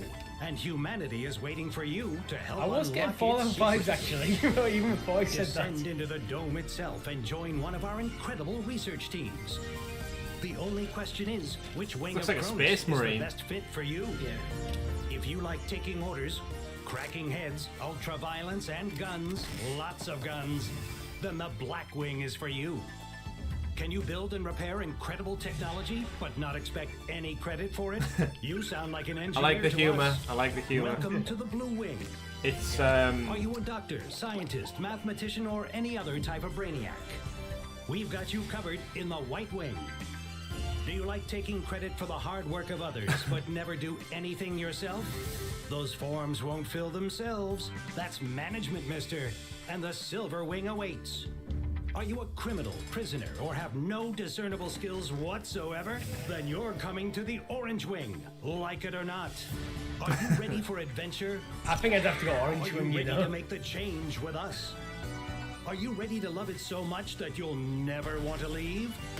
It's got very similar Journey to the Savage Planet vibes. Giant leap for mankind under the dome. The dome. Encased. That's not all. Opal got to sit down with the of course she brains did. behind Encased. Check it out. Let's speak to them. Let's go to St. Petersburg in Russia and speak to Vyacheslav Kosahin, creative director of Dark Crystal Games and the brains behind their upcoming isometric RPG Encased. So, Slava, what is Encased? So Encased is Dark an Crystal old-school Games RPG in the sci-fi post-apocalyptic setting, basically. Awesome. So the name Encased is kind of, you know, it's a word. What's Dark Crystal, it has Richie? various meanings. It's the movie, right? What's the thinking With Jim behind Henson. the name? The thinking David Bowie was in it. Yeah, the Dark Crystal the setting of the game. It's just had a from Netflix. one Didn't it have a Netflix main thing? entity of it, which is the dome. The game takes place in the anomalous zone called the dome, which was found somewhere in the last unknown desert on the Earth and on our planet. And I just realised that this was pre-recorded. Who get You didn't think there, this was live, whereas surely? Scientists, Surely not. technicians, soldiers, and adventurers, they can get back. Oh, that prize is the this sort of a trophies one-way on road. his So shelf. those guys who explore the dome, they're encased in there, which I think grand prize, makes best some sense in this regard. Desktop game. Yes. So I know that you guys have been developing this game for kind of a long time now. Oh, you mean our reactions were pre-recorded? To the point where you are now. No, tomorrow's the pub, We are Jim. developing the game for tomorrow's 3.5 years now. We started late in 2017 with some pre-production. But so this game's been in development for a good while as well. Thoughts about a project like this for years and years before that. I suppose if they couldn't find the publisher, it's hard to true. Something that really exists. So probably a small so team. It takes 10 years of thinking behind this game, this project, and 3.5 years of actual production time to this. I don't think any of us are going to get any predictions So considering tonight. how long it takes, how do you guys keep yourself so motivated just on one particular title? Will Dan be Team Sonic Racing tomorrow? We can't say we have any problems with motivation or our own, because for most, if not I actually was a everyone big on fan the of team, Sonic this R is back a in the day. dream As terrible as that project game is, it used to be fun. Most kart races, are enjoyable. Like regardless of how bad they are, it's very difficult not to go wrong. Early access. Sonic R they did properly though. It wasn't a kart racer. I think it was only Amy who actually had a car. Of the project. They were running, weren't they? Yeah. Like floaty egg thing, and everyone else ran. That which makes sense. I always laugh when Sonic shows up at the Olympics and he can't beat a human at like the 100-meter sprint. It was like he's the fastest creature in his universe. And sometimes negative. Nope. Which obviously Matthew from Bristol can outrun him. If we would be on our own for those, the soundtrack to Sonic R is awesome. Years and some extra time we'll spend on developing this game, maybe the motivation could decline a little bit, but with those constant talks with the community, shared feedback, we're all good. Awesome, and then kind of bringing it back to the game. What were we given doing how, 3.5 years ago when this game was and technology started? often is basically dictates Friday how the night, game evolves throughout its development. So I was how probably close still to in my the own original flat. concept that you came up with years and years ago Probably are playing you whatever now game I with was the playing game at that the you time have on currently? PlayStation. The overall concept, we managed to keep it alive. We managed to keep it true. It's a very It's Friday night, Richie. old school Probably out CRPG getting drunk. type Playing God of War, maybe. game, which is inspired by many golden classics of late 90s and early 2000s. Yeah, 2018. Then we got Spider-Man 2019. And then 2020 was Miles Morales. Launched in 2018, so Spider-Man God of War, probably. Most of the maybe a bit of Smash. What a year, 2018 and all those little Far Cry 5 things which these RPGs I'd play Garfield kart racing. We managed to just for a laugh. Yeah, Stadia needs a kart racer. Any kart racer. There's a Nickelodeon kart racing as well, right? That's a thing. Octopath Traveler. I might be not playing Octopath. It depends what part of the year. That was a good year for games. It really was. Like maybe Red Dead Redemption 2 as well. Art style, beats, shout out to Red Dead 2. Some topics and themes we explore those, transformed and changed during the process, because making games and RPGs particularly it's actually this game predates Stadia by quite some time. Well, that we know of, obviously. I'm sure discussions were in the works. Stadia has been in development for 3.5 years. To bring to the players. So those transformed. If only they started acquiring studios back then and getting their feelers out there, as they say. Launched Google Games and Entertainment. Speaking about the concept, what's the actual narrative of the game's publishment? That's what I think is a bit we always find confusing, because they have the funds. Like Google are worth like infinitely more than Embracer Group ever will be, and yet it's like they don't know how to spend it. Stadia's a separate company to Google, so Google have a lot of money, but they also have a huge corporation and investing in a lot of different elements. Yeah, they get in their own way. Budget is not infinite for Stadia, which affects the game a lot and the story of the game. This is the Black Queen, which are the security and police services that are White Wing, which are scientists and it's medics. Best. The two awards, 2 and 3, are best desktop game, so they must have won it twice. And probably 2017, 2018, and then by 2018 they were like, you can't enter the same game 3 years in a row for this award, folks. Technicians, get it out. Engineers. That's when it gets political. It's like, no, we'll give you this one 2 years, and we're going to give it to someone else. Contains JP, what are IGN showing? Which were freed to go to the dome to do various manual labor. So you've mentioned that the game is set in the early 70s. Not many games have been set in that time period. What prompted you to pick that specific time period?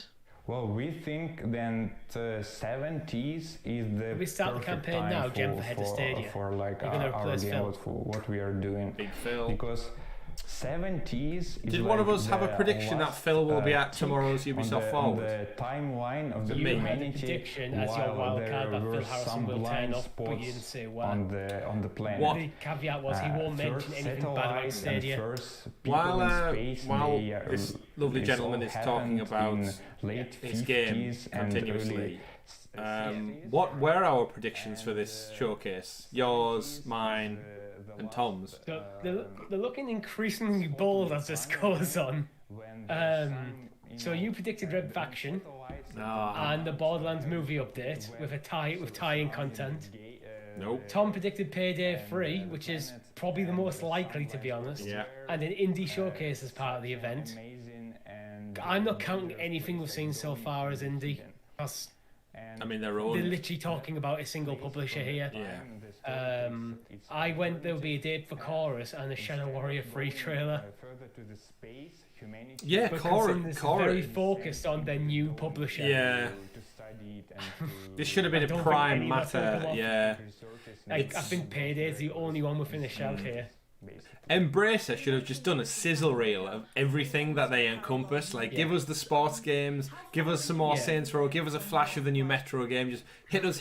Show us Time Splitters, even though that's like a month in production.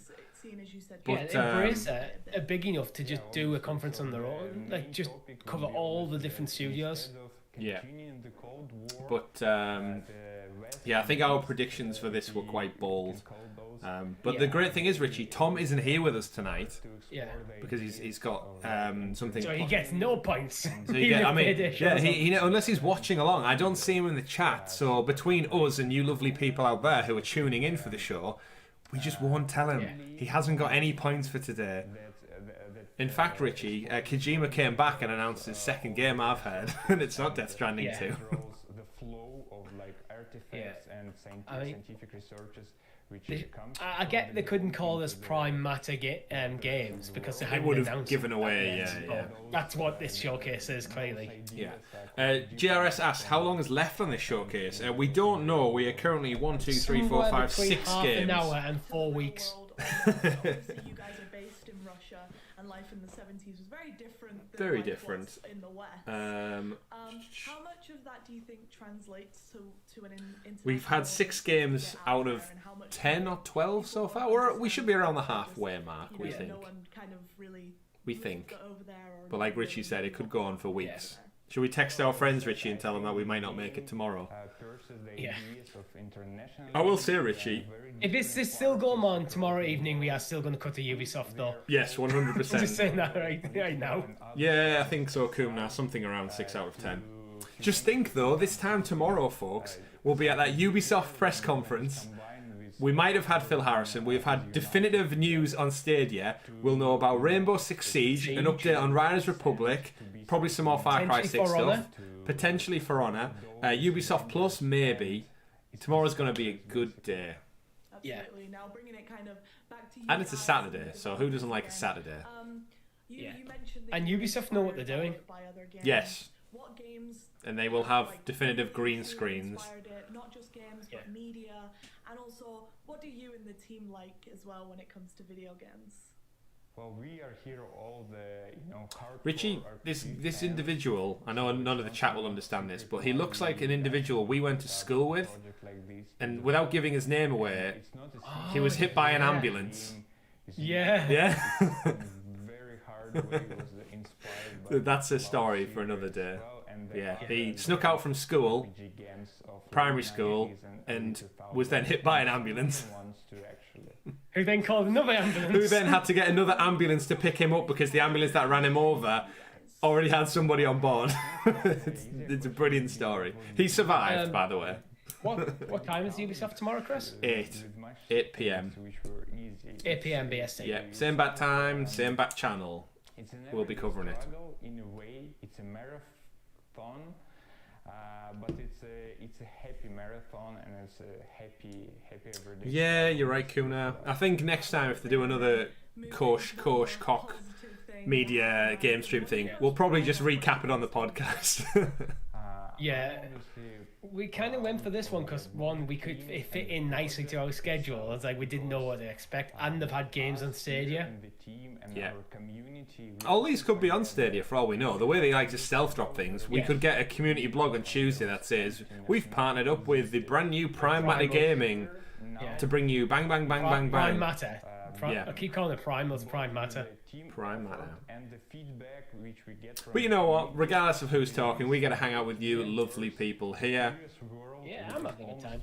Yeah, I mean, conference is dragging, but it is. Yeah, we get to see little bits of gameplay every now and again. That gets us hyped. Moving on to the last question. Oh, last question, Opal. Of signing up with a global publisher like Correct. You haven't missed much, but there's some very good potential in these games. We just haven't seen it yet. Koch Media is really great. Yeah, tomorrow night's definitely going to be the best Summer Games. Is Ubisoft part of E3 or Summer Games Fest? It's hard to tell when they all... Just both, fair enough. Yeah, well, Jeff Keighley's been open on like Twitter and some other stuff he's done, saying that he's not putting no restrictions on like anything as part of Summer Games Fest. They can be at E3 as well. Enjoy more localizations which will make the game. I'm actually looking more forward to Square than Ubisoft, to be perfectly honest. Ooh. But I think it's 50-50 between them. They're both very high quality developers and publishers.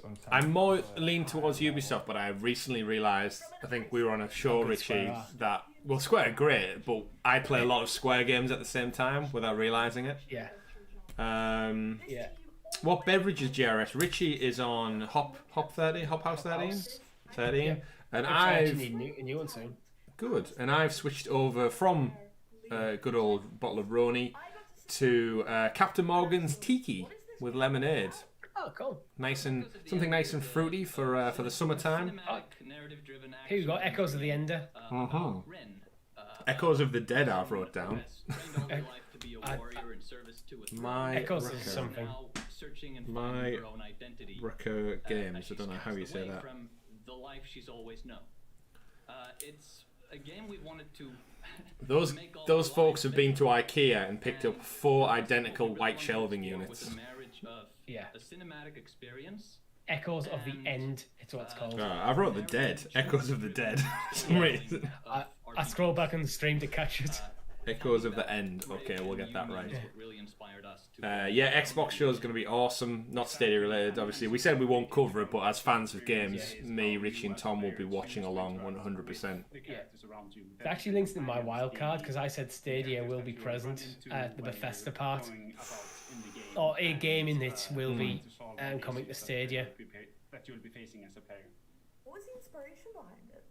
We're at a remarkable point in the game industry where a relatively point. small team is able to tackle such an ambitious vision. It's interesting how they're approaching this. She always asks the question, how do you feel about joining like a global publisher like Prime Matter Gaming? And I kind of can't help but keep thinking, you've done nothing yet.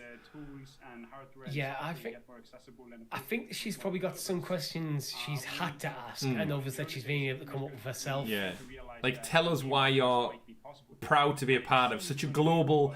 It's like, well, actually, you've had the money to acquire the studios under your publishing banner, but you're yet to put anything out. So maybe hold off on that praise a little bit for now. And GRS says Hop House is a good choice, Richie. I agree. It's a very nice beer. Yes, you quite regularly show up at my house with a crate of Hop House. Obviously with advance notice and invited, not just randomly knock on the door. Not that I would say that's a bad thing to happen. Come on in. Well, it's in the brown bottle, Chris, so you like it. That does go with my rule of beer in brown bottles, perfectly acceptable. Beer in green bottles, disgusting. There are exceptions, by the way, and apologies to anyone out there who loves dirty beer from green bottles. Like me. Like you, yeah. Right, I'll be back in a sec. Enjoy. It's a weird rule. Don't hold me up on that rule. I don't mind. Usually a lot of the beers that come in green bottles when they're in pints, like fresh out the tap, don't mind them. But something about green bottles, I think I was put off as a child. Just don't like them. But yeah, anything in a brown bottle, I'm happy to drink on a warm summer's day. Richie's room always looks super weird when he leaves. So just to point out, the left side of his camera is the rest of the room. The middle section is the wall behind him, and the right section is the mirror he has on the wall behind him. So we get this weird mirror dimension split, which looks like Richie's camera's been broken up into 3 different cameras right now.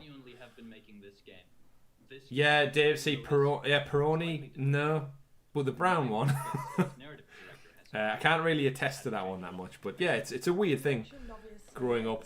And throughout what we've spoke about so far, that you guys are based in Iceland, and everyone Iceland. knows the, like, picturesque scenery of Iceland. Did Iceland's you get beautiful. Much inspiration from your homeland and the environment? Yes, Star Pram and Iceland on tap is beautiful. My local has started doing that recently in the last year. Again, Chris, weird one. Heineken. That's right, Richie was still talking about beers. Heineken on the tap. I had it in Amsterdam before lockdown kicked off and happened. Had a good couple of pints of Amsterdam. Lovely.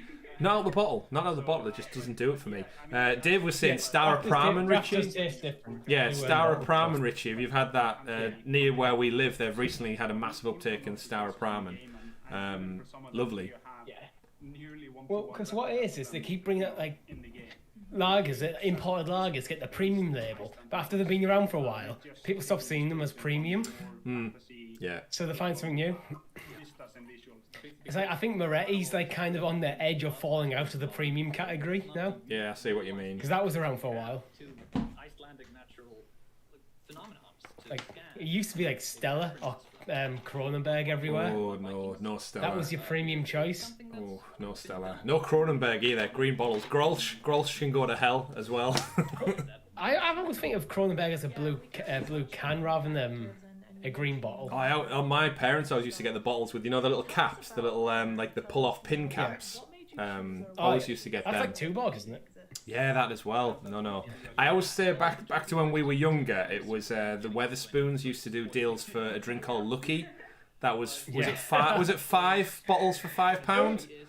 Yeah, and it's like a Buddha-shaped bottle. Yeah, it's great. You can get it at Wagamama's now, still a bottle of Lucky, but I think 5 bottles for £5 when you're like 18 years old. You obviously go really hard on it because it's cost effective, and I think I'm just like, I don't think I can drink Lucky anymore. I used to drink Beck's a lot in my teens and early 20s. Yeah, green bottle because Beck's. it's like in our Weatherspoons, it's literally like £1 a bottle, and they used to be 5% as well. So like you can get drunk, really easy for really cheap. Yeah. I actually, even to this day, do like Beck's, but I just don't drink it that much anymore. See, I'm starting to think it's not necessarily the flavour of the beer. It's just I've been conditioned to not like things that come in green bottles. It's like when you were a kid and you first tried beers, your parents, your dad would just give you things in green bottles. Like, it tastes horrible. Mucky beer, shandies and such. But you can shandy's tell. Horrible. You can tell we live up north when we're saying we could get 5 bottles for £5 and.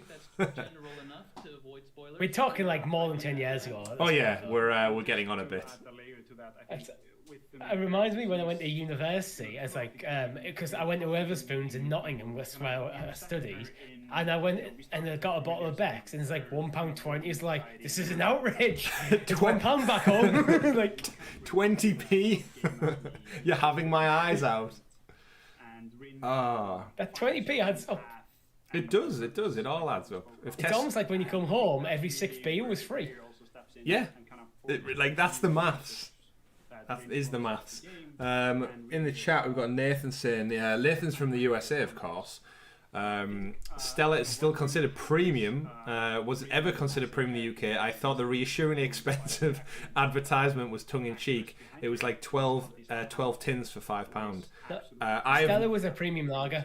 It still is technically. I just don't think people perceive it as this anymore. I have never and will never consider Stella as a premium drink. I often think of You're just going on its reputation. I'm going on its reputation that someone around the general area in which we live, if they get a couple of cans of Stella, they're generally not nice people. Yeah. It's generally your cheap, rough person's go-to choice. Obviously, no disrespect to Stella, but that's the kind of the clientele. So I wouldn't class it as premium, but that's what import is for. Yeah. It's import. Like in the UK when you go to a pub, it's like your lager choices would be like Carling or Foster's would be your standard lagers, and then like Stella would be like, or Cronenberg would be the premium choice. That was like when we were in our late teens. That was just kind of what it was. Yeah, Kumna knows. Yeah. Yeah, right, Peter. That was usually the reference. Obviously, none of us, of course. And yes, this chat has collapsed into a. But you know what? It's fun. It's very rare, Richie, we get to do a stream where we aren't heavy playing a game. We're just talking. I mean, I don't know what these two lovely strapping young lads are talking about. I'm sure they made a great game using their IKEA furniture, which they need more stuff, by the way. For a game studio, they need more shit on those shelves. Get some bottles of. Just moved in. Get some bottles of beer on there. It looks like there should be another row of desks as well. Yeah, there's a lot of open space there. They've just acquired funding from Primetime Gaming. Yeah. Pretty much covers all the different fields of game development here in Iceland. I mean, one day they'll get back to it. It's Echoes of the Dead, and we've not seen anything of it, so... Echoes of the End. Yeah. Echoes of the End, yeah. I like the Dead as a name. That guy on the left looks really worried about his friend right now. He's got a very... What are you about to say? He's just got kind of a look of worry on his face, like his eyebrows suggest. Yeah. Like in rehearsals, it kept like dropping like NDA content. It's like, don't say it. Don't say it's coming out on Stadia yet. Don't do it. The journalists will have our lives. We're blessed by the fact that we do have access. Have we seen the game yet? No, I don't think so. An educational system that is actively each year. I want to know who the third cup of tea belongs to. Dun dun dun. Is it us? Are we in first person view right now? Yeah. The drink is ours? It's Opal's. It's just they made a cup of teas like to break the illusion. Well, funnily enough, Opal's backdrop is the same as the carpet in that studio.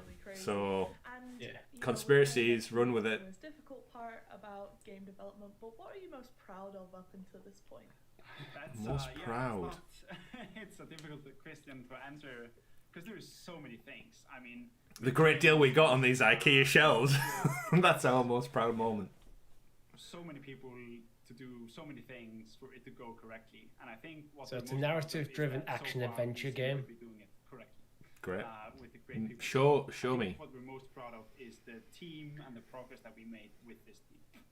Yeah, I think that's a very good answer in general. That just the talent we've collected around us and the friendships that have formed so strongly within this company. Yeah. I think that's invaluable and is what's going to drive it forward. That's nice. And then, finally, guys, what bad person, Chris. Signing up with a global publisher like Koch Media and being part of their brand new label. There's the question. And it's announced for PS5, Xbox Series X, and PC, so it's next gen. Next gen. I learned more about this game for like a 5-second Google search. That'll do it. And it's a great extension of the team.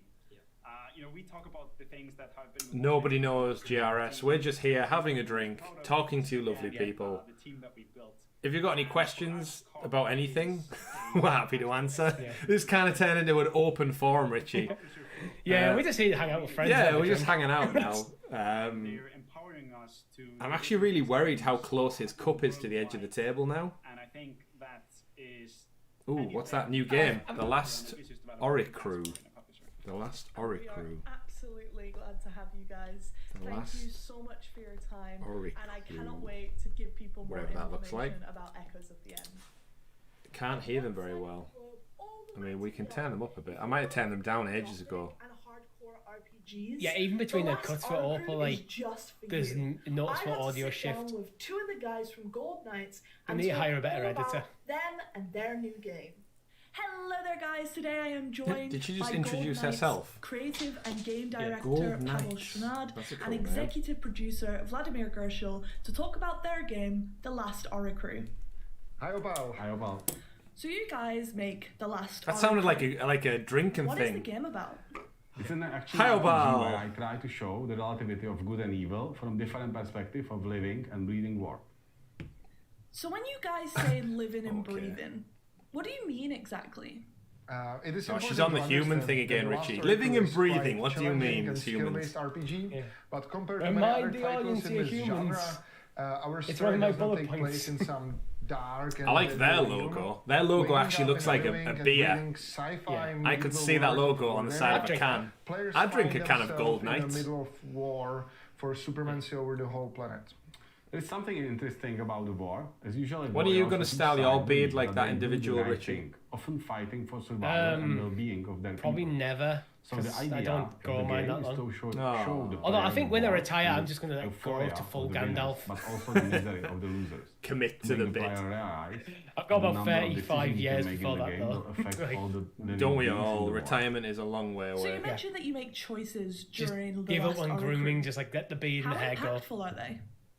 The impact is major. First of all, I apologize to my future wife. Which side will win the war? But there are many different roads through the game, and you can experience the whole game only after. Jem says you can hide your Stadia controller in that beard. Player his own experience and it's hid behind it. Some would say. Code of what is wrong and what is right. Simply, you make the decision and actions, and based on that, individual characters. Oh, look, the guy on the left. You can see his eyes reading the same message. You can see his eyes reading along the lines as he's talking. Right or fun.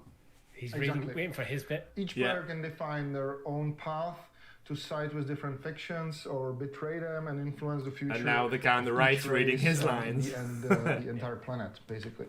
And it is not done just by a few choices somewhere in dialogues or by completing some quests, but you're by your continuous I would love, again, I know we've said it the whole time, but take this footage of them talking, shrink them down to the bottom corner of the screen, ensures and you the can game. refuse doing that, yeah, but if you decide production to kill assets, him, the game, whatever you've got, like what you can do. You give us a disclaimer at the front saying it's large. All these games are in like early stage. You can and stuff, keep it and become hero, or you can give it to the queen and come closer to her heart. What you've worked or you can give it to another characters of this conflict with different outcomes. While I'm playing, guys, if I decide to be a little bit mischievous and kind of go down the route of everyone hating me, what does that mean for me? There's an option. This is try to do as it's not your fault. To do as many. I'm guessing this game then focuses quite heavily on kind of like Infamous does, where you've got your negative and your. It's got a morality system. That's another interesting thing that often that's the one thing I've always found with games that have a morality system. I end up playing a really good character anyway. Because otherwise, if you play like a really evil character, you just can't do anything. It comes back and bites you on the ass. Your reputation isn't high enough to do this quest. Can a friend is help any me quest with I the can boss do? battles? Can we play the whole entire game together? How does this work? You know those lonely nights when you play games which are super exciting for you, but something that the Baldur's Gate series always did well, that was generally the idea. Those lonely nights. There's a great demand for couch play in the whole third-person action RPG genre. So we are sure that for our future audience, the co-op is going to be one of the most or the key features of our game. And that's why we went for Baldur's Gate Freeze formal release because it's early access at the moment. In co-op differently than in single player. So true. You can find that's on fun ways of how to kill some bosses, or solve some puzzles, or reach some special secret areas.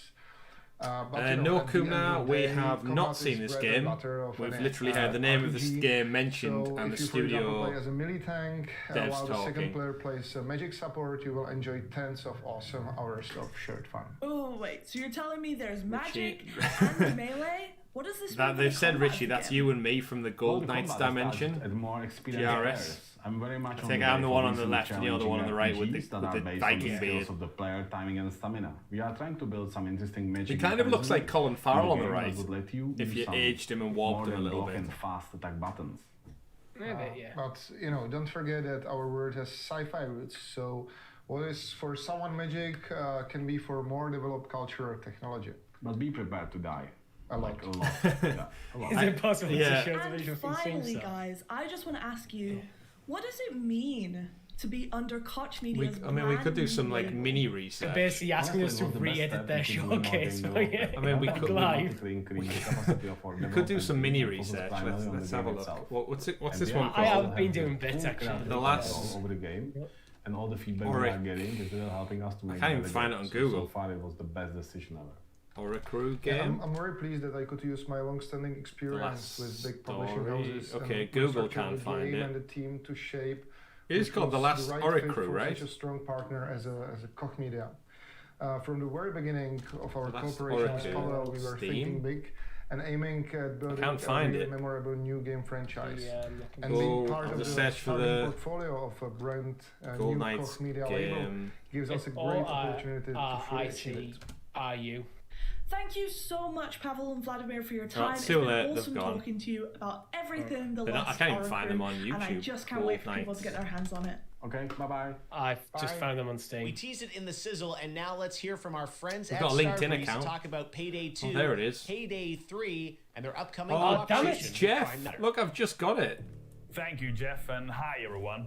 We're excited to be here. Excited to talk about Payday and excited. He just said Payday 3. There was no caveat to it. Starbreeze, we see Payday as the ultimate bank robbing experience. Yes, inspired by classic heist movies, providing adrenaline-fueled gameplay where you get to experience the thrill of being on the wrong side of the law with a smart plan. Payday 3.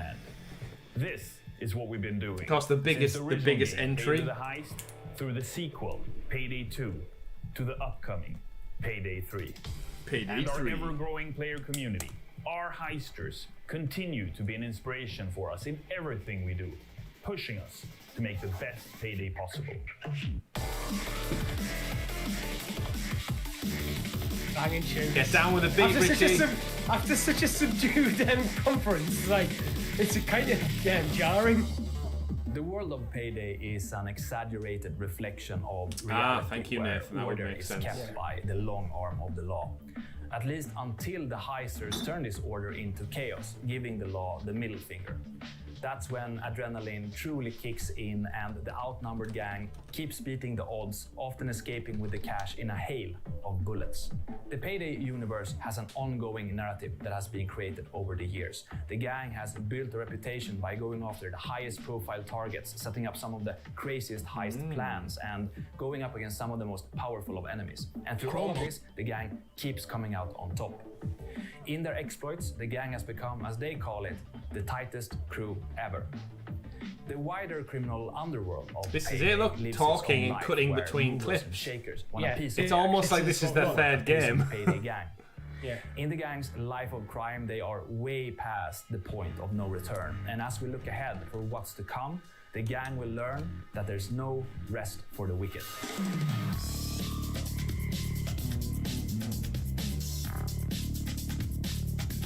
Oh! This legacy is something that we treasure Giancarlo. and build on, expanding on this Yeah, epic were story, they taking it in all game with us into the future. So they looked amazing. No, they were just real Many human millions beings. of Yeah, I was players gonna have say. enjoyed Payday so far. It's been an amazing journey for us at Starbreeze. On Steam, Strawberries? Payday 2 has the biggest player community Starbreeze. of any game. This And truly Ron means the Pellman world to as us. well, not Payday just turns Giancarlo. 10 this year, but we're only getting started. With our team hard at work, He sounds like Daniel Bruhl, who plays Baron Zemo a fantastic player in community. the Marvel We're looking universe. to the future with great anticipation. I'm rich. It's payday, fellas. The release of Payday 3 is years away, but we could Years just away. get a sneak peek of what we're working on, a taste of things to come. Here we go, Payday 3.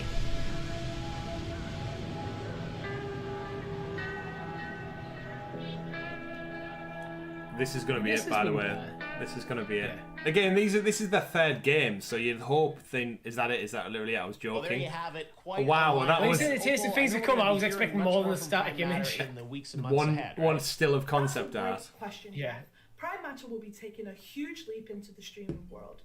From June the 14th, we'll be streaming 3 times a week, every week, providing you guys with gameplay content, achievement and trophy hunting streams, as well as Dungeons and Dragons in our own universes, cooking And streams, Stadia and so much content, more. right? We also want to get our developers involved and have it so that you guys get to know our developers better. Not only that, but expect to see a lot more shows from us. I hate this publishing company. Jeff can help us out too. Absolutely. I cannot wait to see what Prime Matter has for us in the future. Thanks for announcing with us yesterday at Summer Game Fest, and I look forward to being back with you again later this summer. No worries, Jeff, and thank you for your time. It's been awesome hosting with you, and I can't wait. Oh, she's definitely from our neck of the woods, Richie. Saying no worries. To you guys watching, to the streamers who are co-streaming, to our new gamers who are looking forward to the titles that we've shown you today. Sizzle reel. We are focusing on making fun, unique, and honest content for you guys. So, stay safe, stay cool, and I will see you guys on Monday. Bye. What's happening Monday? What did we miss? I like that. Just stream over. It's done. Stream over. Game over. Well, folks, that brings an end to our first and probably only watch along for the Koch Media group, also now known as Prime Matter Publishing. Kumna, just like that, Opal cuts the stream over. We were not talking about anymore. Here's a still image from Payday 3, some concept art that could quite well be Payday 2 imagery. We don't quite know. In summary, then, folks, we have Warhorse Games mentioned Kingdom Come Deliverance coming to Switch. Go enjoy that on your Switches, folks. Reikion. Sorry? We didn't see it, though. We didn't see it. No, they didn't actually show any footage of a game that's already out. Raikon spoke about Final Form. Usually at this time on the stream, Richie, when we did last night's stream, I, of course, fast forward and rewound. Not that kids today know what fast forward and rewind is. to the actual moments in yesterday's Game Fest live kickoff where the clips happened. I'm not going to do that here because to find footage of the games within the stream will take longer than the stream itself. We then got Massive Work Studio, talked about the Dollmen. We saw that lovely guy in his very white bedroom with his poster on the wall and his whiteboard. We were very impressed with his setup. It's hard to talk about things I don't have any visual references for. Yeah, I'm with you. There's I haven't come away excited for anything. I've come away thinking you've got some interesting ideas, but you haven't showed me them yet. Yeah, there's one game which we'll get to in just a moment. 1C Entertainment spoke about King's Bounty, which we feel is very much leaning heavily into the Age of Empires aesthetic, but we don't know because we didn't see anything really on the logo looks very Age of Empires too, actually. Indeed. Put them side by side and you can it's definitely inspired by. 100%. We've then got Madhead Games brought us Skies Above, which did bring us gameplay and looked really, really fun. It looked like... What did we say it was? It was like Death Stranding meets Control, kind of with a sprinkle of aliens. I'm actually still struggling to remember anything I've just seen. Oh, that one was good. I should be able to... Oh, no, it's on Twitch. I can't rewind. Okay, we are literally stuck on a stream game over thing. We could do some real research right now, but I guess we'll wait. We'll save that for another day. Skies Above. It's the one with Kate, who was the astronaut who went into space. Yeah, that one was awesome. That was genuinely like the best looking game we saw. This whole me a lot stream. of Horizon. Yeah, that was the one. That was one with the aliens and such as well, and the research and the squad of. They have the commander, they have the tech, the telecommunications guy on the ship. We then moved on to Encase, which was from Dark Crystal Games, not David Bowie, not linked in with that series. Encase was the one set in the 1970s, which almost had it was the asymmetric top-down, give us the vibes of, what did I say it was? Journey to the Savage Planet with the humour. We had a little chuckle to that one. We actually had that. It was probably the best segment of the whole stream. The two back-to-back actual gameplay we saw. Surprisingly not. That was it. Mikerer showed up next with Echoes of the End, not the Dead. They spoke at length in their Icelandic studio with their 3 cups of tea. I'm sure that'll look great when they have something to show. And Gold Knights, the craft beer that me and Richie will be enjoying tomorrow in the pub, showed us the last Oracrew, formerly Lost Heroes, in the chat. I think Kim and I pointed that out. It was known as Lost Heroes. It was Nathan who pointed out it used to be called Lost Heroes. They showed off nothing other than their game logo, so I'm sure that'll look great once it's announced.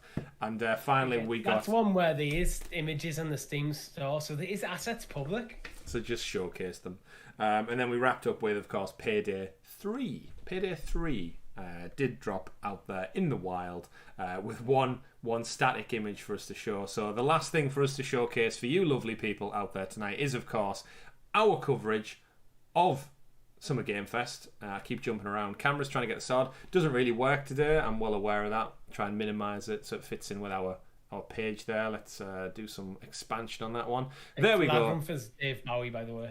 David Bowie, sorry? Not Dark Crystal. Oh, I thought Labyrinth and Dark Crystal were the same kind of world, but either way, that cannot be the most interesting thing we talk about from this whole stream. But thank you, Nathan.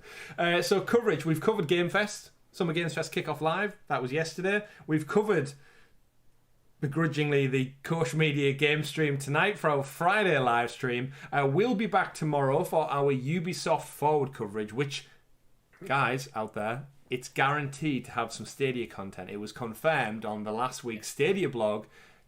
Prick those ears up. Look forward to that. Ubisoft have been fantastic. So what you've got to look forward to that tomorrow is, one, it's Ubisoft, so there's going to be some awesome games there. 2, we know the stuff that's coming to Stadia. And 3, me and Chris will be drinking for a couple of hours previous to us streaming it. Quite a few hours. That's going to be a show right there. There is potential for shenanigans. Indeed, there is.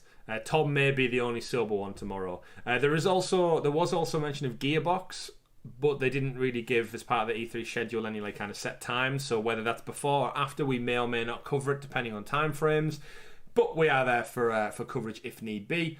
And then join us on Sunday after we record the podcast. Most likely, Richie will record the Sounds of Stadia podcast, which goes live on youtube.com/Sounds of Stadia and on podcast services out there in the digital cloud for your listening and viewing pleasure every single Monday. This week is episode 90, where we'll be rounding up all the gaming and Stadia news for your viewing and listening pleasure with myself, Chris, Richie, and the techie teacher himself, Mr. Tom. And then we'll round out Sunday with the Square Enix Presents announcement for probably some Outriders, some Avengers, some... Why have I forgot? Final Fantasy. Richie wants some Final Fantasy. We're also going to get some Life is Strange. I think they've already confirmed that as well. So plenty of stuff to talk about. Of course, gaming. We're all gamers. You're all gamers out there. We'll play wherever we need to. Wherever makes us the most happiest, Richie. That's what you always say. But that brings us to an end of our second Summer Games Fest live stream. Happy weekend, everyone. Hope you have a good one. Hope the weather's kind to you wherever you may be out there in the world. Thank you to the chat who stopped by and kept us very, very entertained throughout these last 2 hours. I did not expect this presentation to go on so long with so little gameplay. I actually think we had more gameplay in our kind of Sounds of Stadia celebration event, Richie. It was more gameplay in the scissor reel that opened the show. You're right there. Than in the rest of the show. You're right there indeed. Thank you, of course, to all the wonderful people in the chat. The super chats that rolled in as well. And don't forget, if you want to get our content up to 5 days early with SideQuest, you want to support the channel a little bit more. We are little tiny Stadia content creators at the end of the day, and we do appreciate your love, support, your viewership. And if not, click like down below, subscribe so you're kept in the loop. That's all we ask for. This is a hobby for us three at the end of the day. We love talking about games, we love talking about Stadia, and we're just happy that you're along for the ride. We really do appreciate it. You're all wonderful, you're all great. Have a great weekend, and we'll see you tomorrow for Ubisoft Forward. My name's been Chris. I've been Richie. We've been Sounds of Stadia. Have a great one, everyone. And don't forget, game on. Goodbye. Bye.